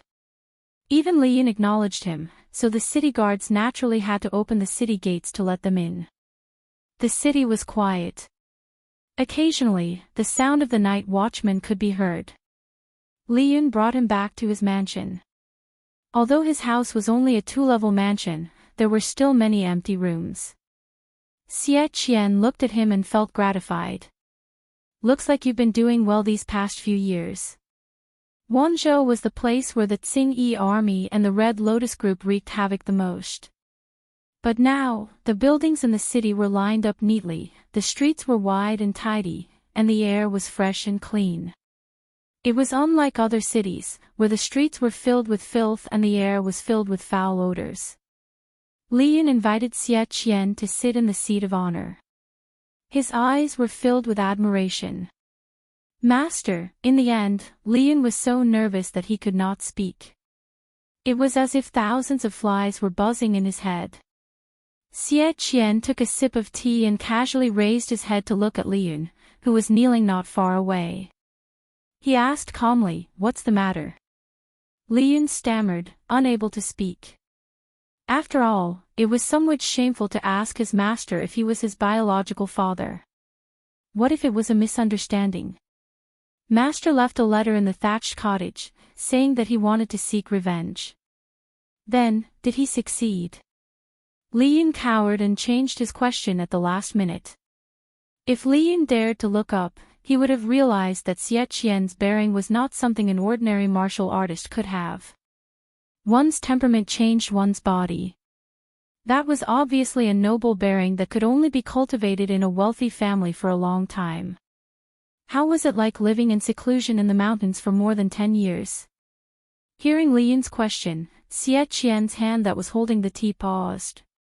He almost spilled the tea. Xie Qian was also a martial artist. His kung fu was unusually stable. To make him make such a mistake, it was obvious how lethal Li Yun's question was. "No, I failed." Xie Qian squeezed out these words through gritted teeth. Li Yun lowered his head and asked weakly. He seemed to have accepted his fate. "Earlier, I met my lord's father, the Chongzhou magistrate, Lu Shi. He said that he and my father were childhood friends. He even said that this disciple is not only master's disciple, but also very likely to be your biological son." "Master, is this true?" Xie Qian tilted his head and searched his mind for Lu Shi's face. He hadn't seen Lu Shi for many years. The impression he had of Lu Shi was still that of his youth. Li Yun saw that his master did not reply for a long time. His heart sank and almost sank to the bottom. "What do you mean by, very likely?" "It's true," Xie Qian added in a slightly displeased manner. His own son had been taken in as a subordinate by his enemy's daughter, and this matter was quite stifling. More importantly, the relationship between Xie Qian and Lu Shi was not as good as the latter made it out to be. When Li Yun heard this, he suddenly raised his head in astonishment, unable to contain his joy. After a long pause, he spat out a word, "Father." Xie Qian nodded lightly. "Yes." On the other hand, Li Yun was stuck. The expected reunion between father and son was supposed to be a touching reunion. Why was it so dull? "Father, then why don't you acknowledge me as your son?" Li Yun felt a little wronged. He and his adoptive parents only met twice a year. The person he interacted with the most was Xie Qian.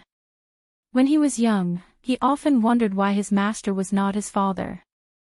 Xie Qian lowered his eyes and said, "When did I not acknowledge you?" Li Yun was stuck again. A teacher for a day, a father for life. The family spear technique needs to be passed down from master to disciple. "Since I am your master and your father, when did I not acknowledge you?" Li Yun was speechless.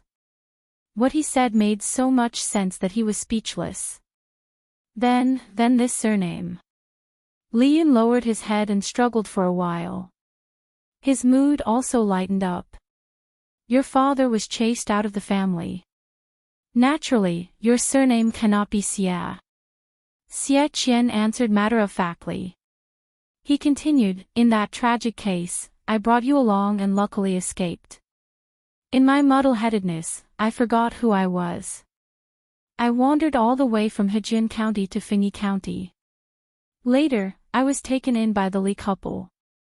That family had no children for many years, so they adopted you. When your father remembered who I was, you were already 2 years old. Li Yun's original name was Li Gozhu. The blood clot in Xie Qian's brain slowly subsided and he regained his memory. Suddenly, his head hurt. He, Xie Qian, was well versed in both literature and martial arts. Yet, his son had such a lowly name. However, he was too embarrassed to argue with the couple. He simply let that name be Li Yun's nickname and even made the decision to give him a nice-sounding name. Yun meant that he was wealthy and well-versed in both literature and martial arts. It was much better than Gozhu. After the couple adopted Li Yun, they quickly became pregnant. Naturally, they cherished their child even more and did not mind Xie Qian's actions. After listening to his explanation, Li Yun did not know whether to laugh or cry. However, he quickly noticed the strangeness in Xie Qian's words. What did he mean by, chased out of the family? What discord did father have with the Xie family?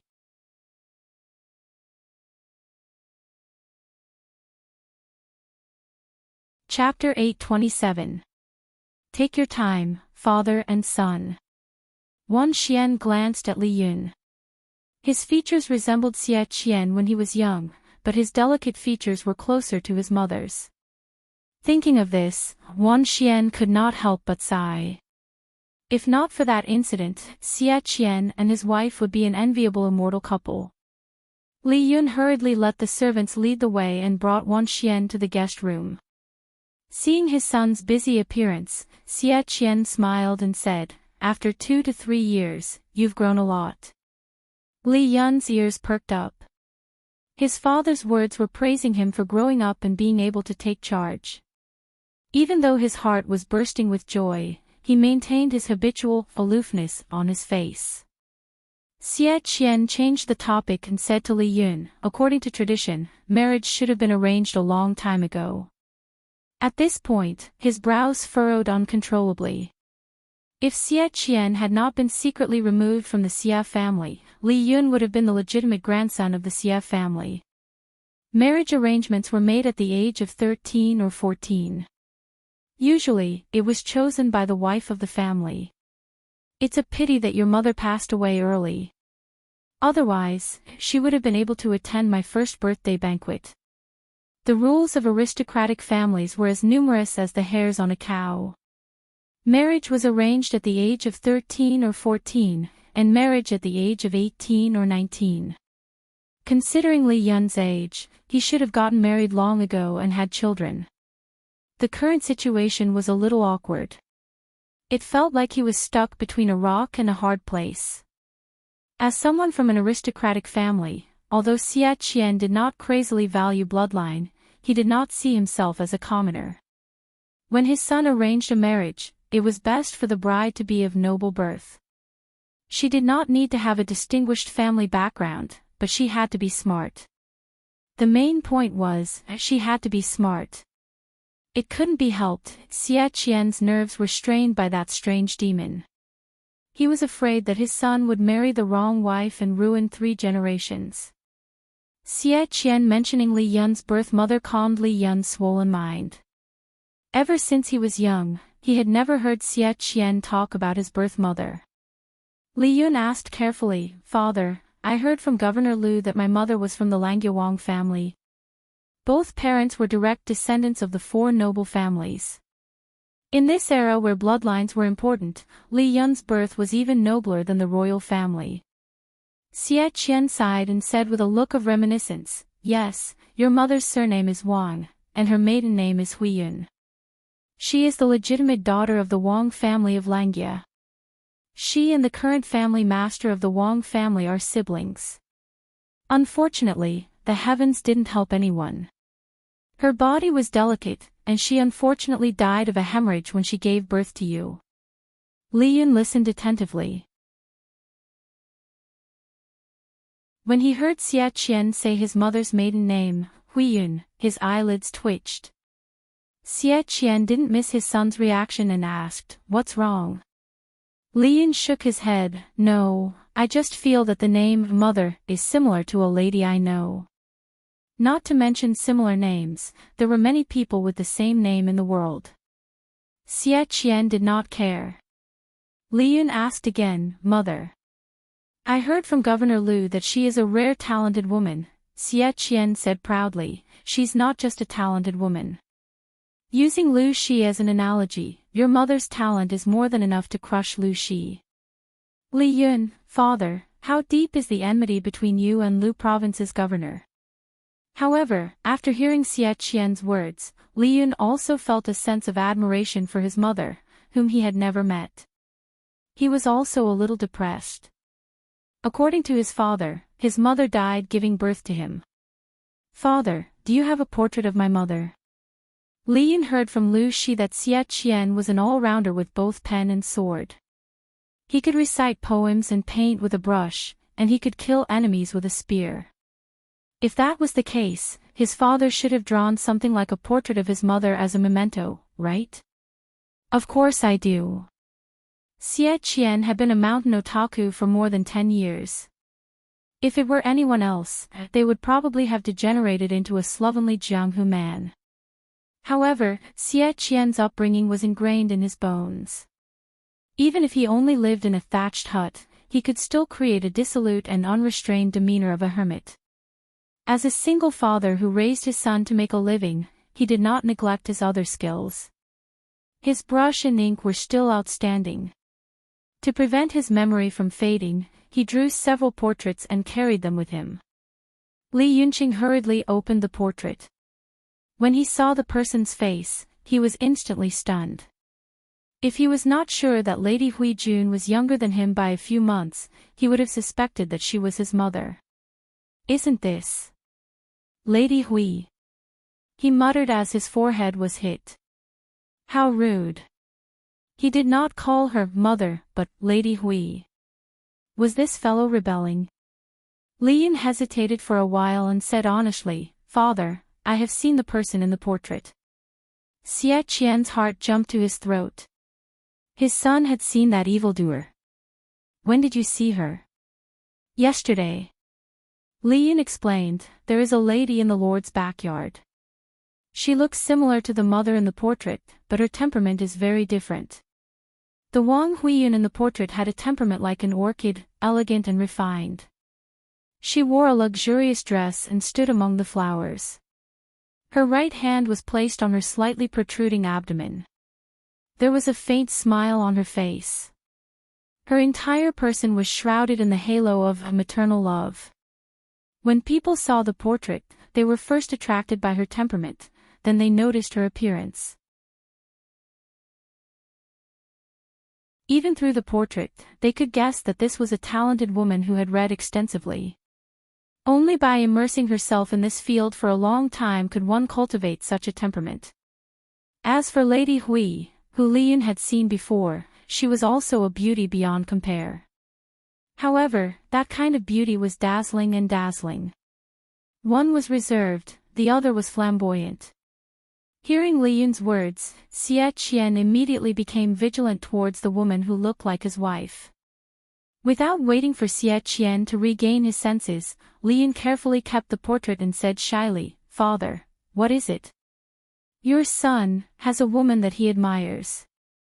Li Yun did not want his father to decide on his engagement. It would be better for him to confess now to avoid unnecessary trouble. Xie Qian was speechless.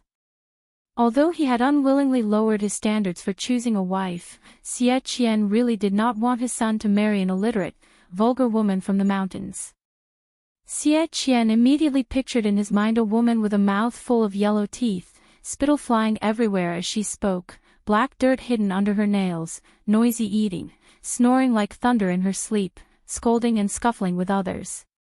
His vision darkened and he almost stopped breathing. Son, don't take things too hard. Xie Qian's heart trembled as he asked, which family is it? He did not care if it was a free love, he just wanted to know which family it was. Even if it was a peasant girl, he would accept it. He only hoped that his upbringing was not wrong. Hejin's Shengwan family, I wonder if father has heard of it. Li Yun said a little embarrassedly, her name is Shengwan Wan. Hejin's Shengwan family. Xie Qian knew this. He had already prepared for the worst but did not expect Li Yun to give him a surprise. The wife of the Shengwan family is not bad. Does that mean father agrees?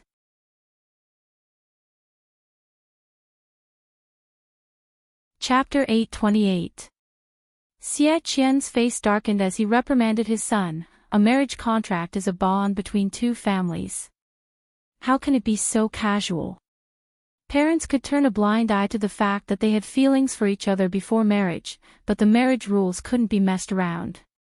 Li Yun was like a frosted eggplant. His heart that had flown high up in the sky fell to the ground again. What do you mean, father? Of course it's a serious discussion about marriage. We'll invite Iceman to be the matchmaker. Everything will be ready. Li Yun thought of Shengwan Wan's situation and said with a headache, I'm afraid that won't work. Why not? Wan He escaped from her ex-husband's house. Her maiden home is controlled by her stepmother. If Wan He goes back, she will not be able to return. Xie Qian was speechless. He was dumbfounded by his son's successive landmines. Could he tell her all the scares at once? Xie Qian did not mind Wan He's second marriage. He was just a little worried, escaped from her husband's house. What do you mean? Could it be that she is still engaged? Seducing a married woman, was his son asking for a beating? Li Yun shook his head like a rattled drum and hurriedly explained, Wan He and her ex-husband were indeed engaged, but before she could marry into the family, she died. That in-law's family was extremely harsh, they did not let it go and forced Wan He to be a widow, almost causing Wan He to die. Her husband is dead, so Wan He should be free. I admire her, but I also want to tell father about this. It's a clear path. After all, he was still a naive young man. Li Yun's face was already red before he finished speaking. If father insists on proposing marriage to Iceman, you can mention it directly to the Lord. Xie Qian's emotions fluctuated. He asked doubtfully, what does this have to do with your lord? The Lord and Wan He are like siblings. No, like sisters. Now Wan has no one to rely on. Only the Lord is her family. Xie Qian was speechless. Although his own pig finally knew how to woo cabbages, his son's brain was a little slow. Seeing Li Yun's sparkling eyes, Xie Qian felt tired and could only nod in agreement. Deal. Tell your lord about this in detail tomorrow. Li Yun heaved a long sigh of relief. He was so excited that he couldn't sleep the entire night. The next day, he woke up on time to practice his spear dance.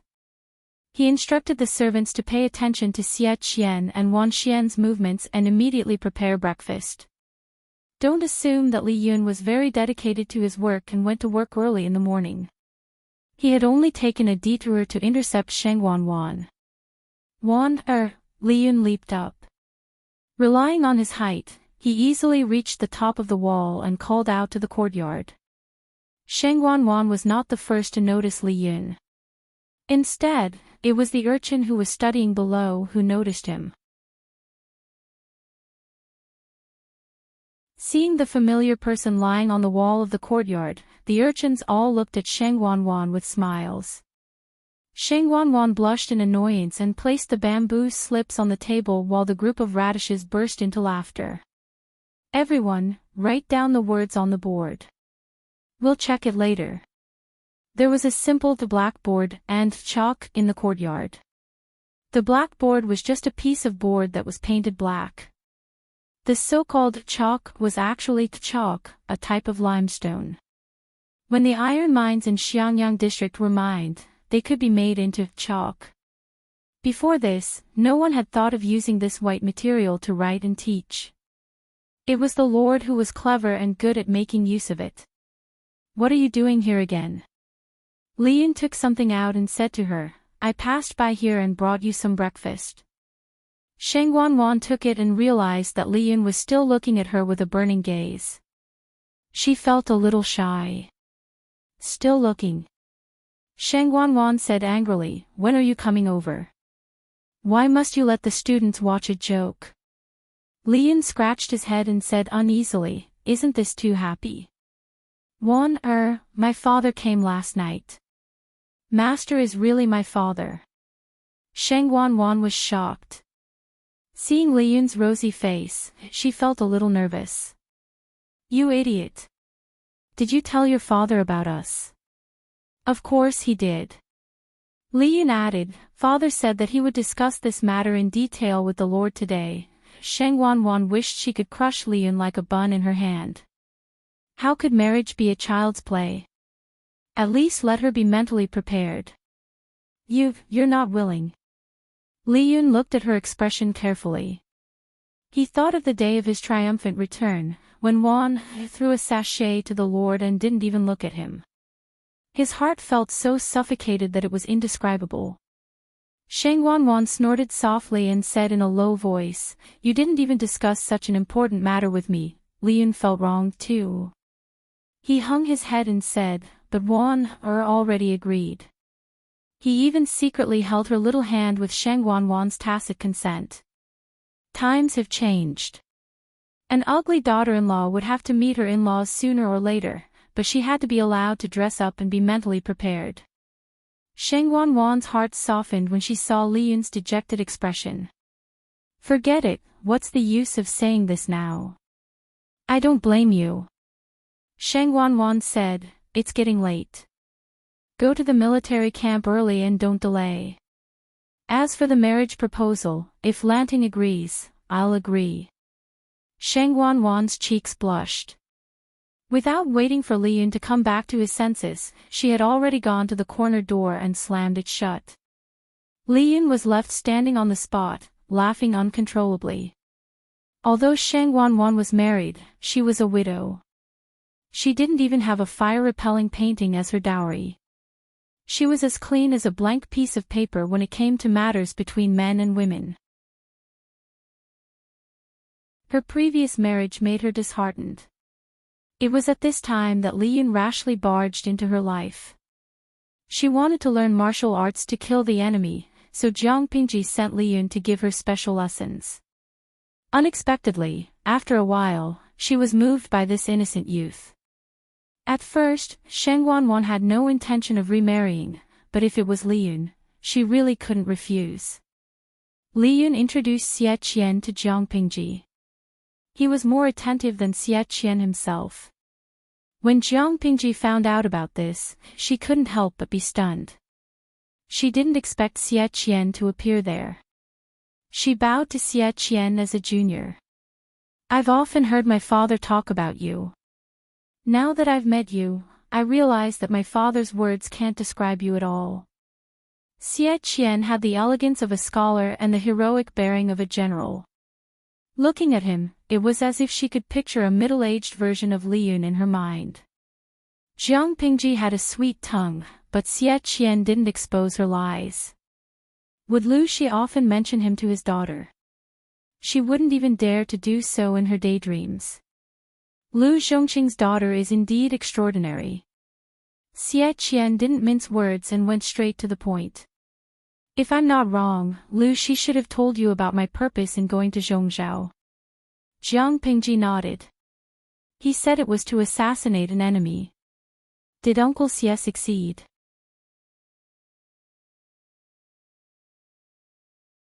Chapter 829.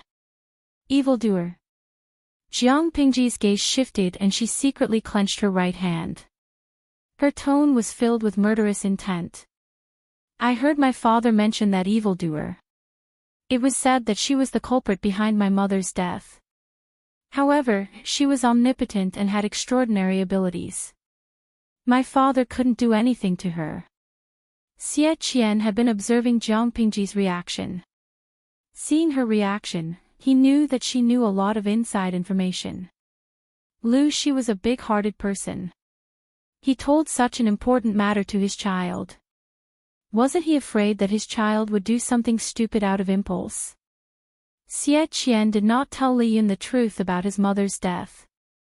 He was actually afraid that his child would do something stupid out of impulse. That evildoer was not simple. Even the master said, an ordinary human body could not hurt the evildoer at all. To put it bluntly, going there would be suicide. Rather than saying that she has omnipotent abilities, it's better to say that the person she hooked up with is powerful. Xie Qian sneered mockingly. His eyes were filled with obvious disgust and contempt. He continued, perhaps no one in the world can compare to her in terms of seducing the master. Jiang Pingji nodded in agreement.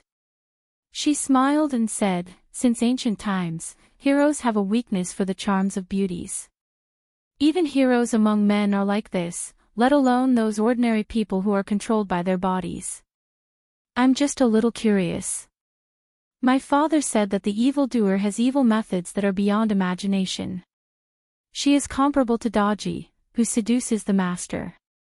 Why didn't any master teach her a lesson? From the information obtained so far, it was known that there were no immortal techniques in this world, but there were methods beyond imagination. For example, Monk Liaochen of the Hejin Buddhist temple. He could read one's face and know one's fate. Xie Qian frowned.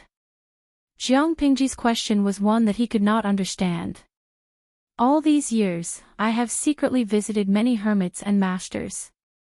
I know some inside information. Xie Qian said, that year, when I found out that my wife's body was possessed by this evildoer, I immediately thought of the ancient fox demon who possessed Su Daji. Before that, I didn't believe in deceiving gods. But facing my wife who was completely unfamiliar, I had to believe in her. I had no choice but to secretly seek help from a master. Xie Qian sought help from Monk Liaochen of Hejin. Unfortunately, the news was leaked and the evildoer was alarmed. I heard father say that you're looking for Master Liaochen. Xie Qian nodded with a bitter smile, yes, Master Liaochen. Unfortunately, before he could even see Master Liaochen, the evildoer had already discovered his intentions. The evildoer took the opportunity to ambush him and heavily injured him. Later, he encountered bandits who wanted to kill him.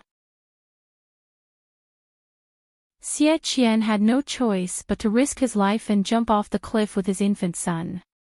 Fortunately, he won the bet, and the vines and branches on the cliff side saved his and his son's lives. Jiang Pingji's streaming room was still open. When Xie Qian first appeared, many viewers expressed that the uncle was really charming. Everyone was silently praising the uncle's looks. When they heard the conversation between the two, the bullet screen on the live broadcast screen changed in unison. Atlantis, does old handsome Xie Qian mean that he found out that his wife has been transmigrated? You are amazing, my ancient people. Yizhan Mingming, that's normal, right? After all, they were partners sharing the same bed. How could he not notice? Yan Rian, I'm a little confused. Who can explain what's going on? Zishou Chojo, do you remember that there's a transmigrator in the host's world? According to the content of the previous live broadcast, this transmigrator took over Xie Qian's wife's body and was later discovered by Xie Qian. The transmigrator took the initiative to kill Xie Qian's infant son, Han Mei. Xie Qian and his son were lucky enough to survive. Of course, they would think of a way to take revenge. Kumo lemonade, this. Transmigrating isn't something that the person can control, right? But that transmigrator is really too much. Not only did she take over the body of someone else's wife, she also wanted to kill the husband and son of this body. But Xie Qian also wanted to kill the transmigrator. If I were a transmigrator, I'd rather live than die. Even though I feel guilty, everyone wants to live, right? Liangpin Puzi, I don't think this matter can be put into the same category. Everyone wants to live, but what the transmigrator did was really too much. According to what we know, not only did this transmigrator want to kill Xie Qian and his son, but she also killed the host's mother and her first two brothers. Remember Lu Huan, the illegitimate daughter of the Lu family? According to the analysis of the gods, Lu Huan is the daughter of the transmigrator and Prince Changshu. Remember Lu Huan's husband, Wuma Jun is the son of the transmigrator and the emperor of Dongqing. Most importantly, these two half-siblings were born from Xie Qian's wife, Wang Huiyin's body. No one would be able to accept such a thing, right? The bullet screen discussed intensely. Many of the audience thought of the transmigrator who tried to assassinate Jiang Pingji and shuddered. From the perspective of Xie Qian and the original body, Wang Huiyun, the transmigrator took over someone else's body and used it to try to kill the original body's beloved husband and son. She also used this body to entangle with countless men and gave birth to two bastards. Who wouldn't feel disgusted? Xie Qian didn't know that the audience was discussing this matter. He said, I originally wanted to seek help from Master Liaochen, but the demon was too powerful and saw through my plan. Later, I met another expert by chance. He told me that the demon had an extraordinary background. I'm afraid he's from another world and can disturb the predetermined fate. He also said that many experts have noticed something strange, but the demon has strange supernatural powers and is good at hiding his whereabouts. If he hasn't matured, we can try. But so many years have passed and he has matured. It's hard to get rid of him. The experts in this world were just more powerful charlatans. They could pinch and calculate, but they couldn't fight. The transmigrator's fate was not in this world. They couldn't calculate the person's fate, let alone find her. Someone from another world. Xie Qian sighed. Yes, someone from another world might be a demon that harms people. Jiang Pingji rolled her eyes and found something strange. Lu Shi knew the general location of the transmigrator because he had power and influence. He could send people to help him investigate. Xie Qian was a loner, powerless, and removed from the Xie family. How could he be so sure that the transmigrator was in the Zhongzhou palace? I have a question. How did you know that the demon was in the Zhongzhou palace? Did an expert tell you that? The expert didn't tell me, but he gave me this. Xie Qian took something out of his pocket. It was a jade pendant in the shape of a yin-yang fish. Jiang Pingji stepped forward to take it. It was the size of a palm and felt warm to the touch. The texture was smooth and delicate. It was a rare warm jade. The jade pendant was very strange.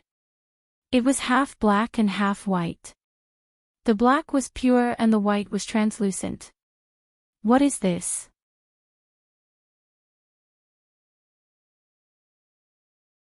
Chapter 830. The Prime Minister of the previous dynasty, Huang Fushou. Jiang Pingji had read about him in the history books. It was rumored that he was proficient in the 8 trigrams of the Book of Changes. He had the heavenly eye and could communicate with ghosts and gods. At first, she thought that he was not doing his job properly. Instead of ruling the country and fighting wars, he pretended to be a quack.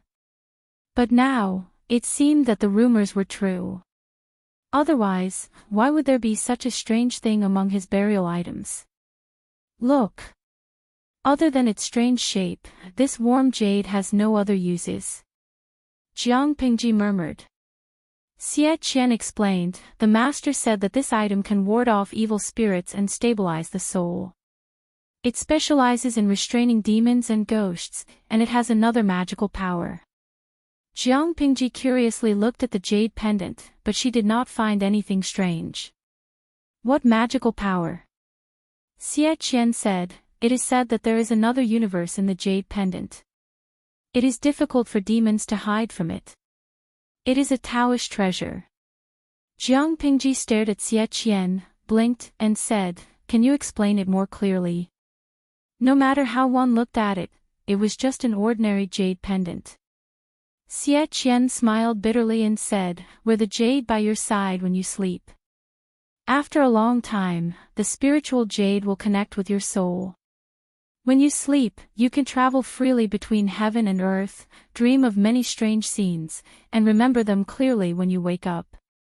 The master told me that as long as I drip the target's blood on the center of the yin-yang fish, I can see the target's location when I enter the dream."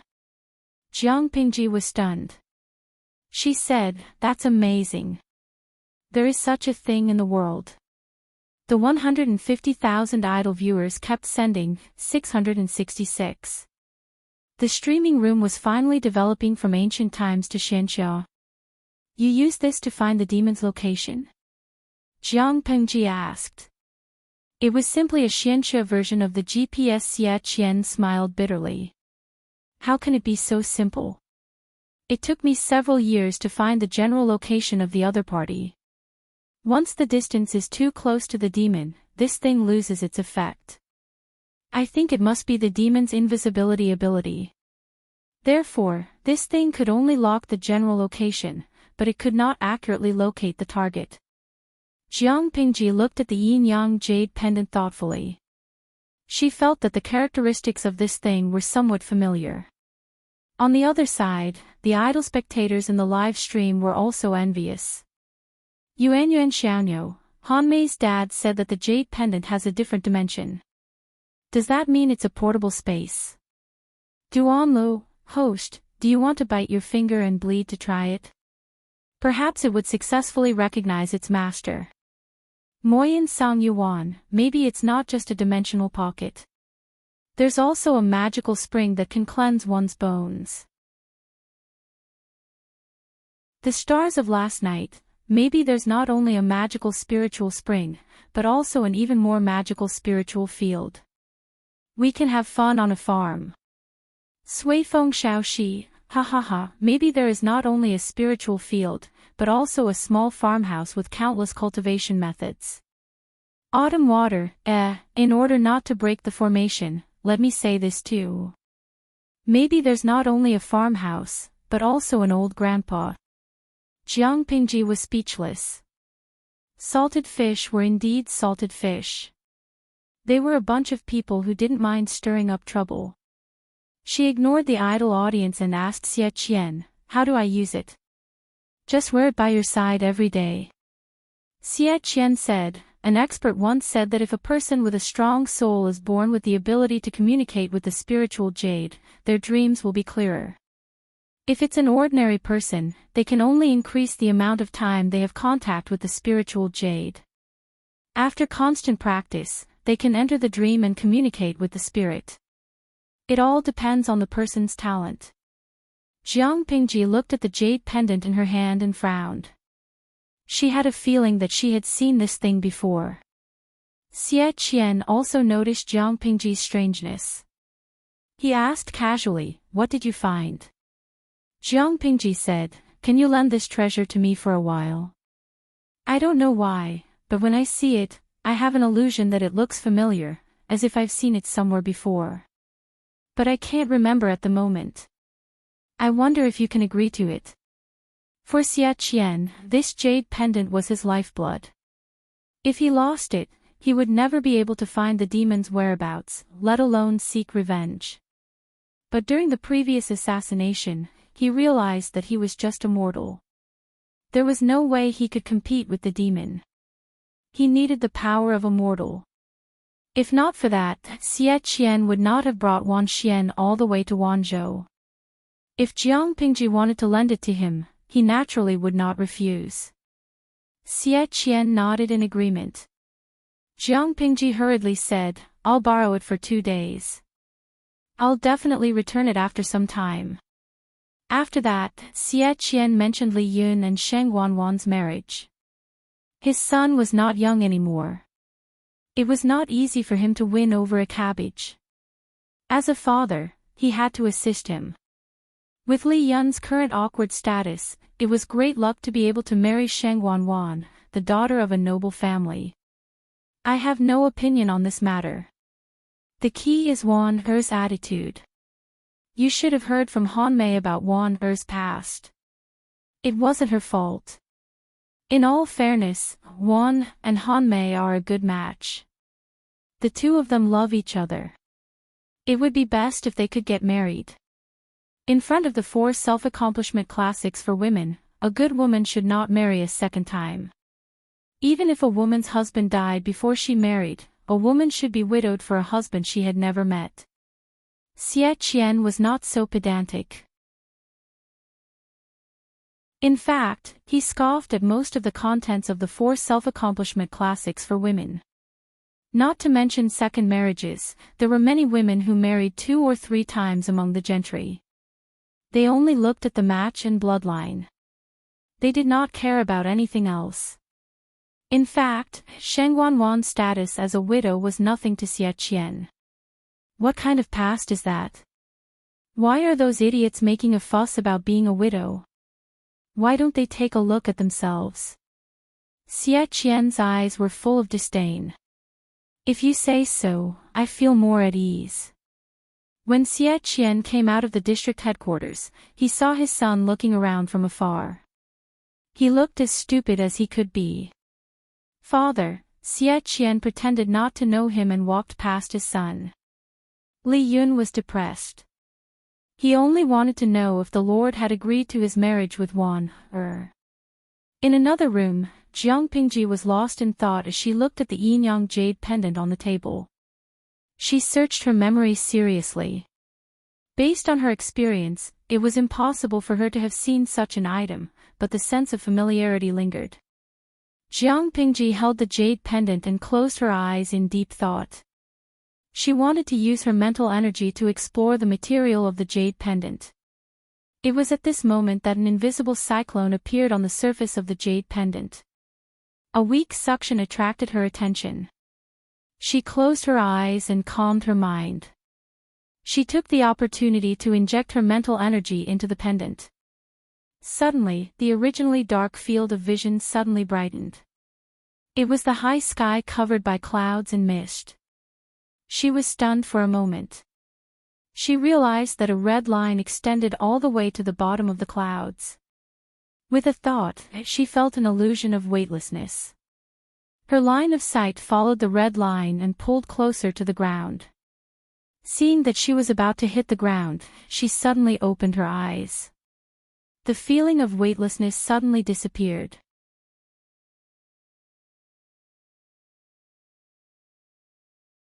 Chapter 831. After the high-altitude scene, Jiang Pingji could see that the audience in the streaming room was still confused. From their point of view, Jiang Pingji was holding the yin-yang jade pendant. Her expression was slightly relaxed. After a while, she opened her eyes and muttered something, "It's this thing." What on earth was it? She didn't know what was going on. The 150,000 idle viewers felt their curiosity was piqued, but the bad streamer refused to answer their questions. She was going to kill those with obsessive-compulsive disorder. Before Jiang Pingji could sort out her thoughts, some of the viewers couldn't help but ask questions. The entire screen was filled with all kinds of greetings. "Huan Yu, I'm so anxious. Can't you just say everything in one go? It's so uncomfortable to leave half of it unsaid." "Zuixian, streamer, what's the origin of this jade pendant? Is it possible that there's a portable space, a spiritual spring, a spiritual field, a farmhouse, and a portable grandpa? If there's really such a thing, streamer, you might as well stop streaming conquering the world and start streaming cultivation. Someday Dao Zaishan, ha, that's a good suggestion. If there's a streaming of cultivation, I want to be the streamer's first disciple. Even if I'm not an inner disciple or a personal disciple, it's good for me to be a registered disciple. Cultivation is much better than conquering the world." Sha Jiutian Duanjiang Go, Tisk, why are you guys so optimistic? If this streaming room stops streaming the dukedom and changes to a streaming of cultivation, do you think it's possible for you guys to squeeze into the streaming room? Maybe everyone in the world will run to the signal tower and live there. When that time comes, with the hand speed of you guys who have been single for more than 20 years, do you think you can get a spot in the streaming room? You're thinking too much. Shiyu Sichin, getting a spot in the streaming room is a small matter. I'm afraid that after the streamer changes to cultivation, everyone on Earth will go there. 150,000 idle spectators gathered together, and they could easily lead the topic astray. At first, they were eager to know the origin of the yin-yang jade pendant, but now they were thinking about how to cultivate in the future. When Jiang Pingji sorted out her thoughts, the viewers were talking about how many years they could live freely and happily after cultivating. Jiang Pingji was speechless. She sent a bullet screen to cut off their daydreams so that they wouldn't be able to stop thinking. Host V, you guys are thinking too much. Your divergent thinking is not bad, but it's a pity that only a few of your sentences are relevant. Rather than calling this item a jade pendant, it would be more accurate to call it a type of interstellar ore. Even in my previous world, it was extremely rare and precious. When Jiang Pingji revealed the answer, the audience was in an uproar, then they were deeply disappointed. They had thought that they could cultivate and didn't expect such an answer. Drunken Cloud Cat Demon, disappointed. He was exceptionally disappointed. If it was just a piece of ore, it would be meaningless. Regardless of whether it was ancient times, modern times, or the interstellar era, they were all essentially the same dimensional world. The only difference between the three was the time axis. If they were to vigorously promote the development of science and technology, even the most backward era would enter the interstellar era. This was the inevitable outcome of the development of science and technology. The ores on Earth would be considered interstellar ores on other planets, wouldn't they? If that's the case, there's nothing special about the yin-yang jade pendant in the host's hand. Many of the audience expressed their disappointment, but a small number of people noticed the details of Jiang Pingji's words. She said that this interstellar ore was extremely rare even in her world. This was thought-provoking. In the interstellar era, there were tens of thousands of habitable planets.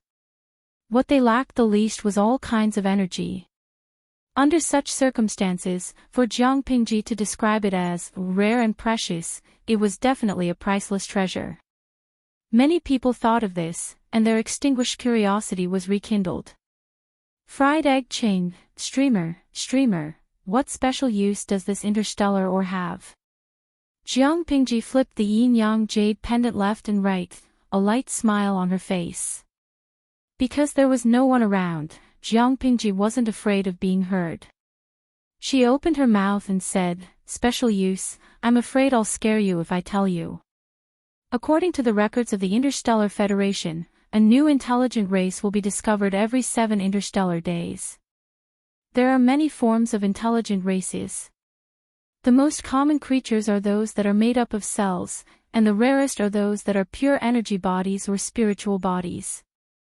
Regardless of whether they are pure energy bodies or spiritual bodies, their life structure is not stable.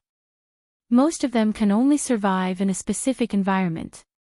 A small number of them can rely on special substances or mediums to leave their original ecological environment. This special substance is the ore in my hand. Can you guess its value? Jiang Pingji rarely talked about her past, so naturally, the audience didn't want to miss it. Awesome Wadagu, streamer, don't keep us in suspense, I'm dying of anxiety.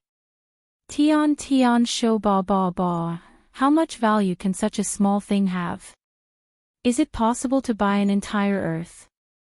Some of the audience couldn't wait to urge her, while others laughed and teased her.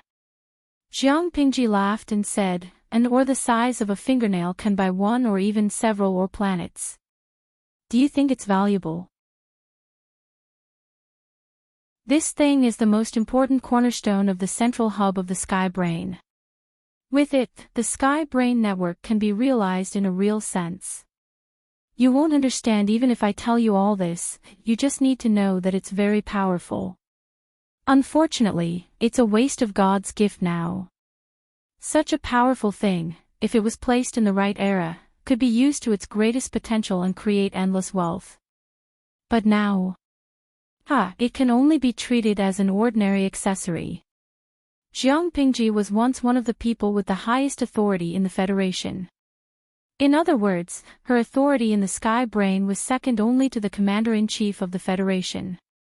Many highly classified information that ordinary people couldn't come into contact with was completely open to her. She had interacted with the Sky Brain before, so she knew that the Sky Brain wasn't complicated data, but a living body. To be precise, the Sky Brain should be a virtual creature that was a combination of pure energy and spirit. This was very similar to a creature like the system. Speaking of which, it was strange. Even the Sky Brain couldn't completely leave its host, so how did the system do it? Was it purely dependent on the host? But the host was just an ordinary human. In theory, it wasn't enough to become the host of a virtual creature. Jiang Pingji touched the yin-yang jade pendant in her hand, her expression revealing some suspicion. But very quickly, she threw this question to the back of her mind. At that moment, the live stream room had already exploded. Such a small thing was worth who knew how many Earths. Was she kidding them? Why would Jiang Pingji have the leisure to tease them?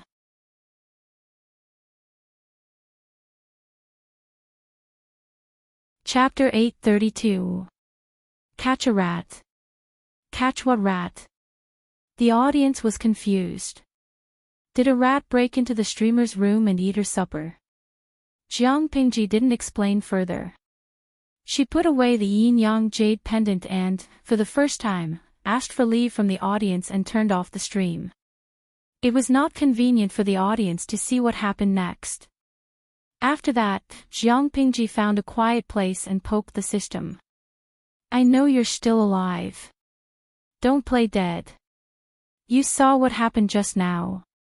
Is there anything you want to say? After Jiang Pingji finished speaking, she didn't hear anything else. If she wasn't sure that the system was still locked up, she might have suspected that the system had run away. Squeak if you don't want to die. We're already at this point. What else can you do? With the appearance of the yin-yang jade pendant, Jiang Pingji had more information on the system. Jiang Pingji said bluntly. The system could only speak unwillingly. Squeak. Faced with the system's malicious act of cuteness, Jiang Pingji curled her lips and said, I'll give you half an hour to be honest. The system snorted fiercely and said with disdain, what honesty? You're still too young to fool me. Ever since they parted on bad terms, the system and Jiang Pingji hadn't talked anymore. The system knew that every time Jiang Pingji looked for it, nothing good would come out of it. It must have had 8 lifetimes of bad luck to have met such a host. Can you tell me where your core carrier is? Jiang Pingji asked it with a smile. Her tone was casual, as if she was just asking about the weather. The system secretly spat on the inside, but it said, aren't you my host? Don't play dumb. You know what core carrier I'm talking about. Jiang Pingji changed her style of communication when she realized that harmonious communication wasn't possible. After seeing the yin-yang jade pendant, I remembered that you're a system and a virtual being. Logically speaking, virtual beings can't leave their original environment without a special carrier. Even the Sky Brain can't avoid this. You're the same. Hearing Jiang Pingji compare it to the Sky Brain, the system almost exploded in anger. Major General, I don't have that kind of thing at all. You should just give up. It was a system that had the ability to travel between different planes. It was a true high-level life form. How could a mere heavenly brain compare to it? Jiang Pingji saw that the system refused to pay up. She sneered and asked, you don't feel guilty for saying that? The system's heart skipped a beat. On the surface, it still stuck to its original words and refused to be coaxed by Jiang Pingji.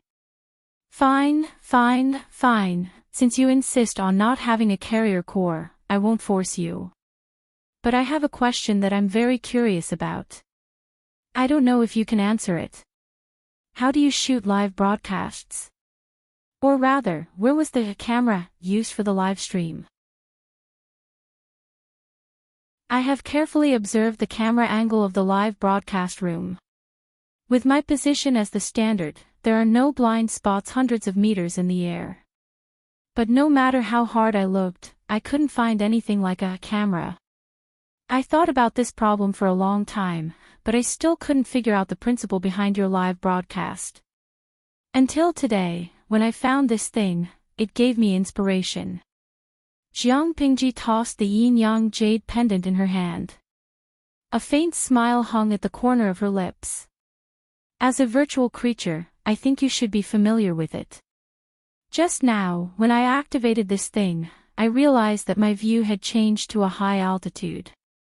What's more coincidental is that when the view zoomed in, it coincided with the camera angle of the live broadcast room. System, do you have anything to say about this? The system, which was originally bold and confident, was now as quiet as a chicken. It didn't make a sound.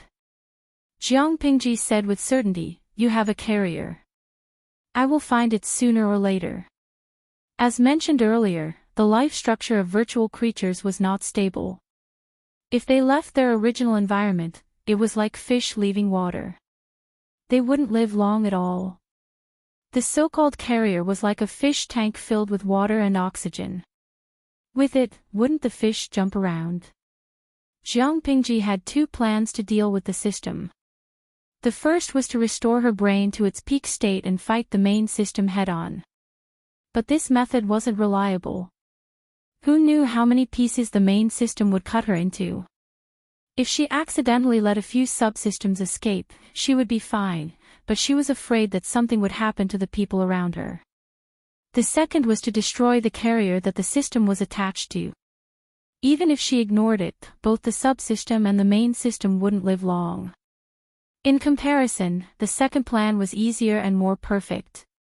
But where was the carrier? According to the system's cunning character, it would definitely hide such a fatal thing well and wouldn't let people find it easily.